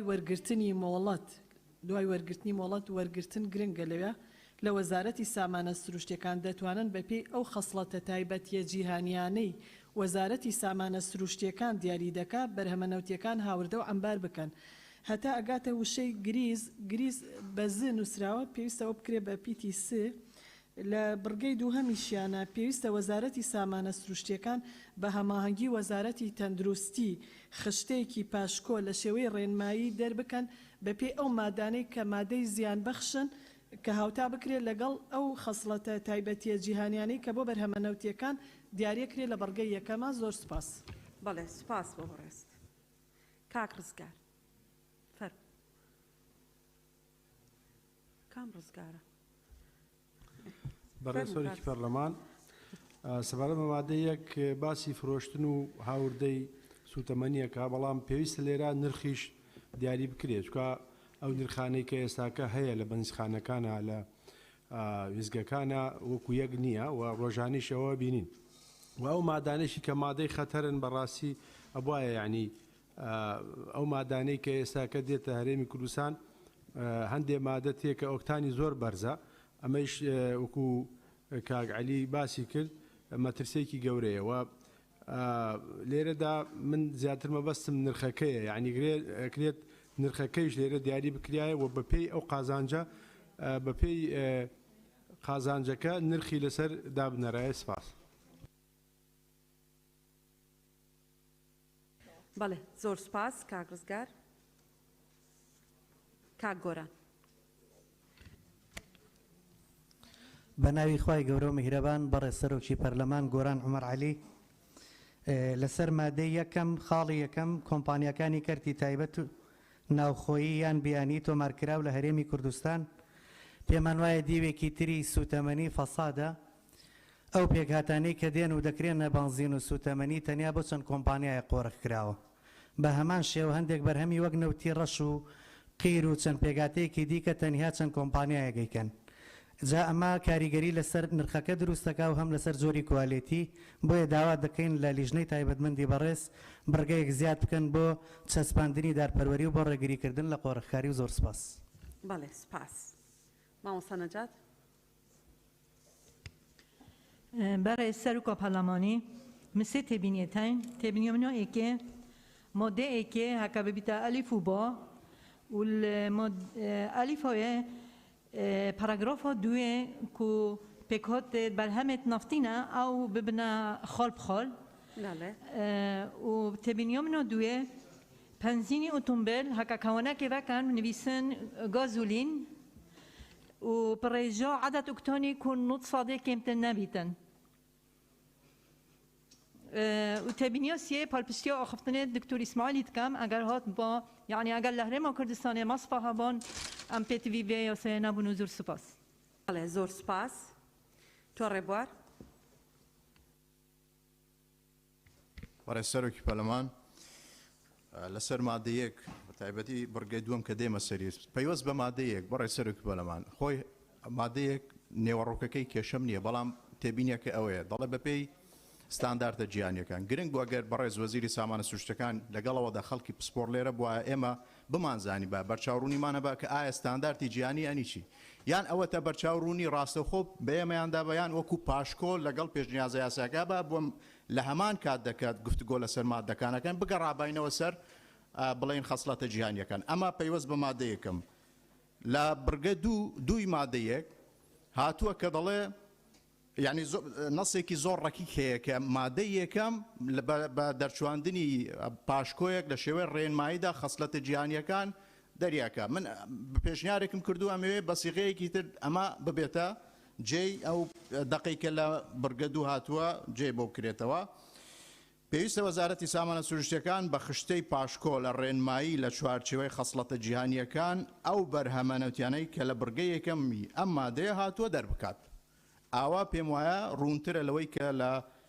بڕگە دوو هاتووە کە زۆر ڕەکیکە سپاس بەڵێ سپاس کاک شێخ زاهر بەناوی خوای گەورە بەڕێز سەرۆکی پەرلەمان مادەی یەک کۆمپانیای کەرتی تایبەت و تایبەت ناوخۆیی یان بیانی لێرە باس لە کۆمپانیای عراقی نەکرا ئایا کۆمپانیای عراقی بیانیە یان ناوخۆییە ئەگەر نەبی ئەوە ئیزافە بکرێ تۆمار کراو لە هەرێمی کوردستان دوای مۆڵەتی وەزارەتی سامانە سروشتەکان هەم پێشنیار دەکەم بکرێتەوەی دوای وەرگرتنی مۆلەت لە وەزارەتە سامانە سروشتەکان دەتوانن بەپێی ئەو خەسڵەتە جیهانیانە ئەو خەسڵەتەش بەڕاستی هەر وشەیەکی پێم وایە وشەیەکی عەرەبیە بکرێتە مواسەفات یان تایبەتمەندیەکان چونکە مواسەفات زیاتر شایعە وەزارەتی سامانە سروشتەکان لێرە دیسان وەزارەتی سامانە سروشتەکان هاتیەوە وەزارەتی سامانە سروشتەکان لا بدرێت تەنها وەزارەت بمێنێتەوە وەزارەت دیاری دەکات بەرهەمە نەوتەکان هاوردە و ئەمبار بکەن بگوازنەوە بیفرۆشن بە مەبەستی بەرکاری ناوخۆیی چ بە شێوەی ڕاستەوخۆ بێت یان لە ڕێگای کۆمپانی بێترە ئەو چ ئالا بدرێت بە شێوەی ڕاستەوخۆ بێت یان لە ڕێگای بریکاری ڕێگە پێدراو بەڕێز سەرۆکی پەرلەمان هەر یەکە لەو ئەو بنزینی ئۆتۆمبیل و ئەوانش کە هاتووە ئەگەر وەکو پێم وایە وەکو ئەسلی یاسایەکەی لێ بکرێت تەرقیم بکرێت باشترە و زۆر سپاس بڕگەی دووەم بەڕێز سەرۆکی پەرلەمان پێویستە وەزارەتی سامانە سروشتیەکان خشتەی پاشکۆ لە شێوەی ڕێنمایی دەربکات کە هاوتا بێت لەگەڵ خەسڵەتی جیهانیەکانی ئەو بەرهەمە نەوتیانە کە لە بڕگەی یەکەمی ئەم مادەی ئاماژیان پێکرا بڕگەی یەکەمی ئەم مادەیە بکرێتە بڕگەی سەرەوە ئاماژە پێکرێت چونکە تەنها یەک بڕگەیە زۆر سپاس بەڵێ زۆر سپاس کاک لوقمان فەرموون بەڕێز سەرۆکی پەرلەمان سەبارەت بە مادەی یەک بڕگەی دوو باشتر دەبوو ئەگەر هاوپێچی ئەم یاسایە لیستێک ئۆکتان نەمبەری بنزین و سیفاتی قیر و گازوایلیشی دیاری کردبا چونکە مواسەفاتی جیهانی بە پێی ستانداری جیهانی ئێستاش ستانداردەکار هەیە و بەڵام دەستی تەلاعوبی پێکرێت بۆیە باشتر وایە بۆ ئەوی بواری گۆڕانکاری پێ نەکرێت پێشنیازە پشتیوانی لە بۆچوونەکەی کە دکتۆر ڕێبوارەکەم کە ئەبێت دیاری بکرێت بە شێوازی لیستێکی هاوپێچ زۆر سپاس بەڵێ سپاس بەدرێ خان بەڵێ بەڕێز سەرۆکی پەرلەمان بەنسبەت مادەی یەک بڕگەی یەکەم پرسیارێک ئاراسی لیژنەی پەیوەندیدارەکەم ئایانەوێ بۆ هەیە ئەم پرسەوە هەمووی ئاراستەی کەرتی تایبەت بکەن پرسەکە و ئەپرسم ئایا لە مادەیەکدا بۆ پێناسەی چەمکەکان نەکراوە کە پێویست بوو لە بینی مادەیەکدا پێناسی چەمکەکان بکرێت زۆر سپاس بەڵێ سپاس مامۆستا عومەر بەناوی خوای بەخشندەی میهرەبان بەڕێز سەرۆکی پەرلەمان نەوت نیعمەتێکی خوای گەورەیە لە هەر وڵاتێکە بەڵام بەداخەوە بۆ وڵاتانی سیستەمیان نییە یاساکان جێبەجێ نەکەن نەوەکو نیعمەت نییە بەڵکو کێشەیەکی گەورەیە تا ئاستی شێواندنی ئاشتی کۆمەڵایەتیش مادەی یەکەم بڕگەی دووەم باس لە وەزارەتی سامانە سروشتەکان دەکات کە ڕێنماییەک دەرکە من پێم باشە کاتی بۆ زیاد بکرێت لە ماوەی 90 ڕۆژدا ئەمە پێشنیارەکەمە بەڵام لەگەڵەوەشە ئەمەوێت لە خۆم بپرسم وە لە ئەم پەرلەمانە بەڕێزە وە لە بەڕێزیشت و هیوادارم وەڵامێکشم دەستکەوێت یاسا چەند گرنگە جێبەجێکردنی دوو هێندە گرنگترەوە حکمەتەکەی ئەسڵان لە جێبەجێکردنتایە نەود ئێستا لە کوردستان هەم خۆی لە فرۆشت دەرهێنان و هەتا فرۆشتنی بۆتە کێشە و هەم بەرهەمەکانیشی ئەمڕۆ ئێمە ئاسانین نەوتی نەرویت بە چەنە فرۆشێ نەوتی بەسڕە بە چەنە فرۆشێ نەوتی تەکساسی ئەمریکا بە چەنە فرۆشێ بەڵام نازانین نەوتی کوردستان بە چەنە فرۆشێ لە کاتێکە ئەم پەرلەمانە بەڕێزە یاسای ژمارە 2 ساڵی 2015 دەرکردووە بۆ سندوقی داهاتە کوردستانیەکان بۆ داهاتی نەوت سندوقی کوردستان بۆ داهاتە نەوتی و گازیەکان بەداخەوە تا ئێستا یاسایە جێبەجێ نەکراوە من لێرە بێزگەلەوەی پێشنیاریەوەکەم وەزارەتی سامانە سروشتیەکان پابند بکرێت لە بڕگەی دووەما بە کات لە ماوەی 90 ڕۆژە ڕێنماییەکە دەرکا بۆەوەی زەمانێک زیاتر بێت بۆ جێبەجێکردنی یاساکە لە هەمان کاتا منە پرسم لە جەنابەت کە سەرۆکی پەرلەمانی و ئەزمونێکی باشی یاسایید هەیە و ئەخول و پێشیش پەرلەمانتار بووی ئێمە چی بکەین کاتێ یاسای جوان دەرەچێ حکوومەت جێبەجێیان ناکات زۆر سپاس بەڵێ زۆر سپاس بەڕێزان سەبارەت بە دوای دەرفەتە دەم بە کاک عەلی لەسەر ئەوە ڕوونکردنەوە بدا ڕێنمایی سابت هەیە لە وەزارەتی سامانە سروشتیەکان وەنیە لەسەر ستانداردەکان کاک عەلی قسە لەسەرەوە و دەیان یاساش هەیە لە هەرێمی کوردستان تا ئێستا جێبەجێ نەبووە ئەمە یەکێکە لە معاناتەکانمان کە هەمومان ئەیزانین ینی نازانم بەڕاستی بڵێم چی وەسائلی پەرلەمانی بەکاربێنن بە دوواداچوون بکەین بڵێن بڕۆن بڵێن بۆ جێبەجێ ناکەی تەبریدمان بدەرێ بۆ جێبەجێ نەکردن وەزارەتەکە چییە کام وەزارەت جێبەجێ ناکە لە ئەنجومەنی وەزیرانە لای وەزیرە هەندێک جار هەموو شتێکی تەواوە مدیر عامێک جێبەجێ ناکە مدیری دائیرەیەک جێبەجێ ناکە بەڵێ دکتۆر شێرکۆ بەڕێز سەرۆکی پەرلەمان پشتگیری لە وتەکانی بەڕێز دکتۆر ئیسماعیل و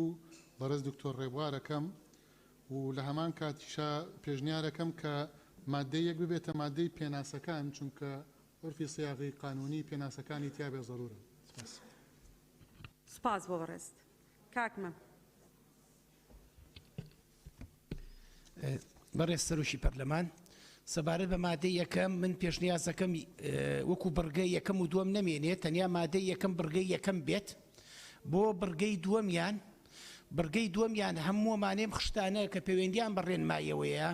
پێشنیازەکەم ئەم خشتەیە واتە بڕگەی دووەم و زایدەن مادەی پێنجەم بکرێنە بەشێک لە یەک بدرێ بخرێتە مادەی دا بۆیە جانازام لە ئێستاە پێشنیازەکە بکەم کە ئەم بڕگەی هەڵەگرین چی لەکەین ئەم بڕگەیە هەڵەگرین بۆ مادەی دا مادەم لە مادەی دا پێشنیاز باشە کەواتە بڕگەی دووەم لا ببرێت دواتر لە مادەی دەیە پێشنیازەکە پێشکەشەکەم لەگەڵ مادەی پێنجا زۆر سپاس سپاس بۆ وەرزە مامۆستا بوبەکر بەڕێز سەرۆکی پەرلەمان قسەکانی من کرا پشتگیری دکتۆر ئیسماعیل سگیری و بەدرێخان و دکتۆر شێرکۆکەم سپاس بەڵێ زۆر سپاس دکتۆرە شایان بەڕێز سەرۆکی پەرلەمان شایان کاکە ساڵح پشتگیری وتەکانی دکتۆر ئیسماعیل و دکتۆر شێرکۆ دەکەم لە زیادکردنی پێناسەکان بۆ یاساکە لە حالەتێک ئەگەر پێناسەکان زیاد کرا پێشنیار دەکەم بەو شێوەیە بێ مادەی یەکەم مەبەست لەم زاراوانەی خوارەوە ماناکانی بەرامبەریانە هەرێم حکوومەتی هەرێم هەرێمی کوردستان عێراق وەزارەتی سامانە سروشتیەکان لە هەرێم وەزیری سامانە سروشتیەکان لە هەرێم نەوت هەر هایدرۆکاربۆناتێکی سروشتی یان هەر هایدرۆکاربۆناتێکی تێکەڵاوی سروشتی چ لە دۆخی گازی یان شلی بێت و ئەوانەش دەگرێتەوە کە دەتوانرێ بگەڕێنرێنەوە بۆ حەشارگەکان مۆڵەت ئەو ڕێگە پێدانە فەرمیەیە کە لەلایەن وەزارەتی سامانە سروشتیەکان یاخود دەتوانی بڵێ لەلایەن وەزارەتەوە دەدرێت بە کەسێک کە بازرگانی نەوت یان هاوردە و هەناردەی لێ دەرهێنراوە نەوتیەکان بکات هەروەها پێناسەی لێ دەرهێنراوەکانی نەوت بنزینی ئۆتۆمبیل کە ڕێژەی ئۆکتانی لە 191 کەمتر نەبێ زەیتی گاز زەیتی بزوێنەر و گریس بە هەموو جۆرەکانیەوە گازی شل نەوتی سپی کێرۆسین قیر کە نازام لە یاساکە ئاماژەی پێدرا قیڕی شل بەڵام پێشنیار دەکەین شلەکە لا ببردرێ نەوتی ڕەش نەفتا دەگرێتەوە لە حالەتێکدا گەر پێناسەکان زیاد کرا مادەی یەکەم پێشنیار دەکەم ئاوای دەبێتە مادەی دووەم و پێشنیار دەکەم وای لێ بکرێت کۆتایی دێڕی 4 و 5 و 6 لا ببرێت و بەو شێوەی لێ بکرێ کە نەوت و لێدەرهێنراوەکانی و هەر بەرهەمێکی تر کە وەزارەت بڕیاری لەبارەوە دەدات دەگرێتەوە و بڕگەی دووەمیش وەزارەتی سامانە سروشتیەکان بکرێتە وەزارەت. سپاس. بەڵێ زۆر سپاس، دەست خۆش. وەڵا بەنووسین ئەگەر بینێری بۆیان کاک بەڵێن. بەڕێسەرۆکی پەرلەمان تایبەت بە مادەی یەک ئەوەی بەڕێزان لە لیژنە تایبەتمەندەکان ڕوونیان کردەوە لە مەسلەی ئەو قۆرەخکاری کە کۆمپانیاکان هەم لە هاوردەکردن و فرۆشتنی بەرهەمە نەوتیەکانیکەن هەم ئەو نەبوونی ڕقابەی کە لە سەریانە من بەڕێچاوکردنی ئەوەی کە ئێمە چۆن ئەتوانین مەسلەی کەرتی تایبەت لە هەرێمی کوردستان گەشەی پێ بدەین، بەڵام وەکو پرسیار وەکو پێشنیازیش بۆ هەردوو لیژنەی تایبەتمەند ئێمە ناتوانین لە بڕگەی یەکەم کۆمپانیایەک نیشتیمانی زیاد بکەین بۆ ئەوەی کە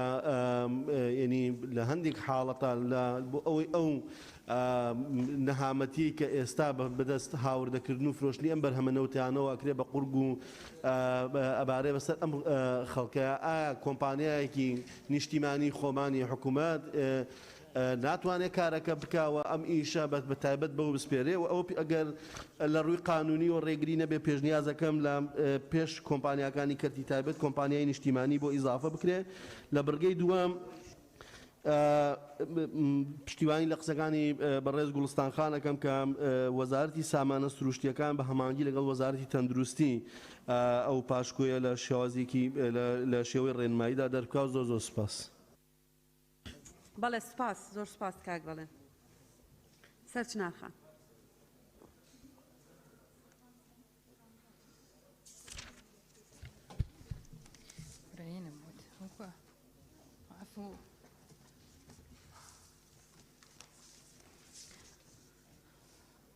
بەڕێز سەرۆکی پەرلەمان لەسەر مادەی یەک من هەنێ تێبینیم هەیە کە لە هەموو یاسایەکە بیدایەت کە دەست پێ ئەکرێت ئەوەی کە پێویست بێت پێناسەی تایە. بۆ نمونە وەزیری سامانە سروشتیەکان، وەزارەتی سامانە سروشتیەکان و هەر چەمکێکی تر لە یاساکە کە نامۆ بێ و پێشتر نەهات بێ ئەبێ پێناسە بکرێت لە ماتیان نییە.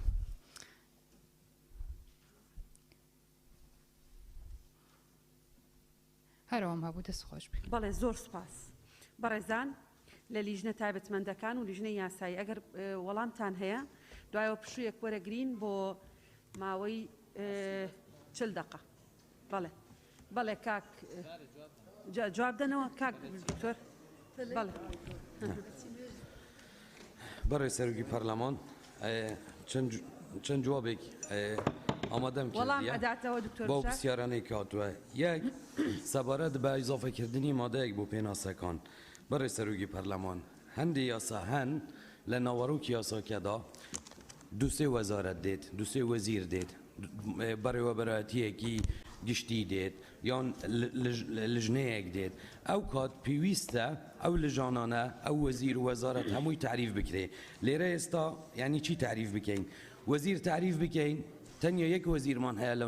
لەم یاسادا ویش وەزیری سامانە سروشتیەکانە. وەزارەت تعریف بکەین تەنیا یەک وەزارەتمان هەیە. یعنی ئەوە نییە کە باسی دوو وەزارەت بکرێت پێویستە لێرە تعریف بکەین بڵێن وەزیری فلان وەزارەت. یعنی ناوەڕۆکێکەی پێویست ناکات. نەوت لێدەرهێنراوەکانی نەوت بەرهەمەکانی نەوت لە دووسێ یاسای بەرکاردا هەن بۆ ئەوەی ئێمە تووشیەوە نەبین لە دووسێ یاسادا عینی تعریف لە یاساکاندا دابنین. یعنی نەوت معرفە لە یاسا بەرکارەکاندا هەیە، لێدەرهێنراوەکانی نەوت لە یاسای خۆماندا هەیە 2020 کە بە قاچاغبردنی نەوت تەهریبی نەوت لێرە کە پەسەند بووە. لەبەرەوە پێویست ناکات کە مادەیەک زیاد بکرێ. خۆی هەمویان پێشنیازی یاسایە جەوەرەکەی 6 مادەیە. ئەو 6 مادەیە زیاتر لە 70% غەراماتە. یعنی لەبەرەوە پێویست بە هیچ شتێک تعریف ناکات. سەبارەت پرسیارێکی تر مەسەلەی قۆڕخکاری پێشتر لە راپۆرتی لیژنەی وەزە و سامانە سروشتیەکاندا مادەیەکە بوو بە زنجیرەی سێەم. ئەو مادەیە ئێستا لە راپۆرتی ئێمەدانە بوو ئێمەش قەناعەتمان وا بوو هەم لە ڕووی یاساییشەوە کە یاسایەکی تایبەتمان هەیە یاسای ژمارە 3 ساڵی 2013 یاسای کێبڕکی و قەدەغەکردنی قۆڕخکاری لە هەرێمی کوردستان. لەبەرەوە ئەو مادەشمان مەسح کرد. ئەوە قسەی کە گۆڕان بووە بزانم ئێمەش لەبەرەوە و مۆدە مەسەحمان کرد زۆر سپاس. بەڵێ زۆر سپاس کاک عەلی. بەڵێ وەڵامەکان بە خێرایی بدەینەوە. ئێستا حکوومەت هێرێمی کوردستان هیچ بەرهەمێکی نەوتی نییە پێوتێ مەدعوم بیدا، بەڵکو ئەوەی کە هەیە هی کەرتی تایبەتە ئەهێنرێ لە دەرەوە و ئەم یاسایە ئەوەی کە ئەم یاسایە بەس بۆ کەرتی تایبەتە نووسرێتەوە لە ئێستادا بەڵێ لەبەرەوەی ئێستا حکوومەت بەنزین نایانێ گازوایل نایانێ هیچ منتوجێکی نەوتی نایانێ ئێمە ئەمانوێ ئەو کەرتی تایبەتەی کە دێ شتێکی باش ببێ. ئەمە کەی دروستە ئەگەر حکوومەت تەدەخولکا پێویستی بە هاوردەکردن نییە، بەڵکو پاڵاوگەکانە خاتە کار خۆی هەر لە ناوخوا باشترین منتوج بە باشترین کوالیتی ئەهێنێت و ئەی خاتە بازارەوە. سەبارەت بە پێشنیارەکەی مامۆستا عومەر ئێستا ڕێنمایی هەیە بەڕێزان لە مانگی 11 ئەم ساڵە باشترین ڕێنمایی دەرچووە، بەڵام کێشەکە چییە؟ کێشەکە بەشێکی جێبەجێ شکرێ مشکلەی نییە، بەڵام گرفت دوای جێبەجێکردنەکە بنزین بۆ نمونە ماوەی خۆتان نەزان ڕێژەیەکی زۆر لە حاجۆبەران ڕاگیرا لیژنەکە ئێمە لەسەر خەتون تەیدیشمان کرد نابێشتی کوالیتی خراپ داخل بکرێ، بەڵام کە ئەو بنزینە کوالیتی باشە ئەهێنێ ئەیباتە عەمبارەکان لێرە تێکەڵ یەکا لەگەڵ هەموو ئەو مادە کیمیانەی کە باسمان کرد لە نەتیجە ئەبێتەوە هەمان شت. ئەمە بۆ مەوادەکانی تریش ڕاستە.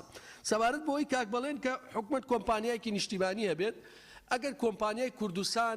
بۆ بەرهەمە نەوتیەکان دروست کرایە یا ئەو کۆمپانیانە تەواو کرایە ئەمان توان چکێسە حکوومەت منتوجی نییە، پاڵاوگەشی نییە، ئەمباریشی نییە، هیچی نییە، بەڵام ئەگەر پاڵاوگەکانی خۆی بخستایەتە کار بێگومان ئەیتوانی ئەم منتوجانە خۆی بیفرۆشێتەوە. ئەمە ئەم مانگە ئەوەنە بنزینمەیە ئەیفرۆشمەوەنە گازوایلمەیە ئەیفرۆشمەوە نشتم هەیە. ئێمە لێرە پێویستمان بە یەک وشەیە زیادی کەین بۆ ڕێگری لەو مەترسیە بەرهەمە نەوتی و کیمیاویەکان. ئێستا هەر بەرهەمی نەوتی نییە، بەرهەمە کیمیاویەکان بە مۆڵەت دێ. فێڵەکە لەکوێیە بەڕێزان؟ ئەچن داوای مۆڵەتەکەن بۆ نمونە لە ئیثانۆڵ و میسۆنۆڵ و هەموو مەوادەکان ئەڵێ بۆ پاکەرەوەمە کە داخڵێکا بۆ پاکەرەوەی نایێنێ یا ئەیبا بۆ تانجەرۆ بۆ عەمبارەکە تێکەڵێکە ئەم مەوادانە ئەیبا بۆ کاشەیە تێکەڵی مەوادێکە واتە ئەبێ ئەمەش مۆڵەتی هەبێت چکە حەجمی ئەو مۆڵەتەی کە ئەدرێت طبیعی نییە، یعنی ئەم بڕە زۆرە هەموو جارێ بۆ مەوادی پاکەرەوەیێنێ بۆیە لامان گرنگە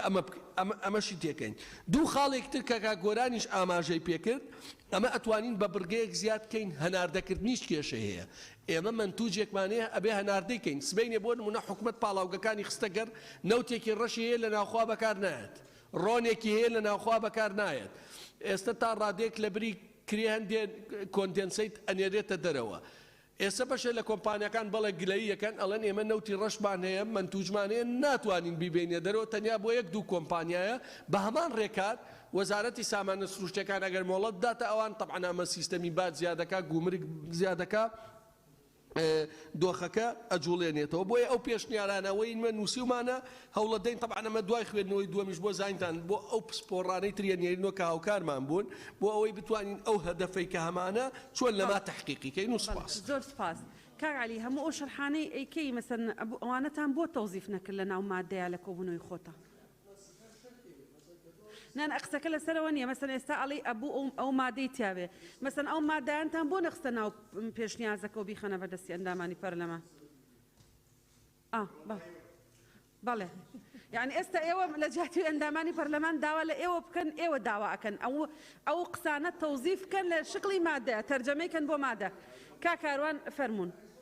بەڕە سەرۆکی پەرلەمان وەڵا لە ڕاستیدا ئەمە مناقەشەیەکی زۆریان بابەتانەمان کردو هەمویان لە ئەگەر برادران بیریان بە لیژنەی وزە و سامانە سروشتەکان مناقەشەی چەندان سەعاتیان پرۆژە یاسا کراوە بابەت لە بابەتی پاشکۆکان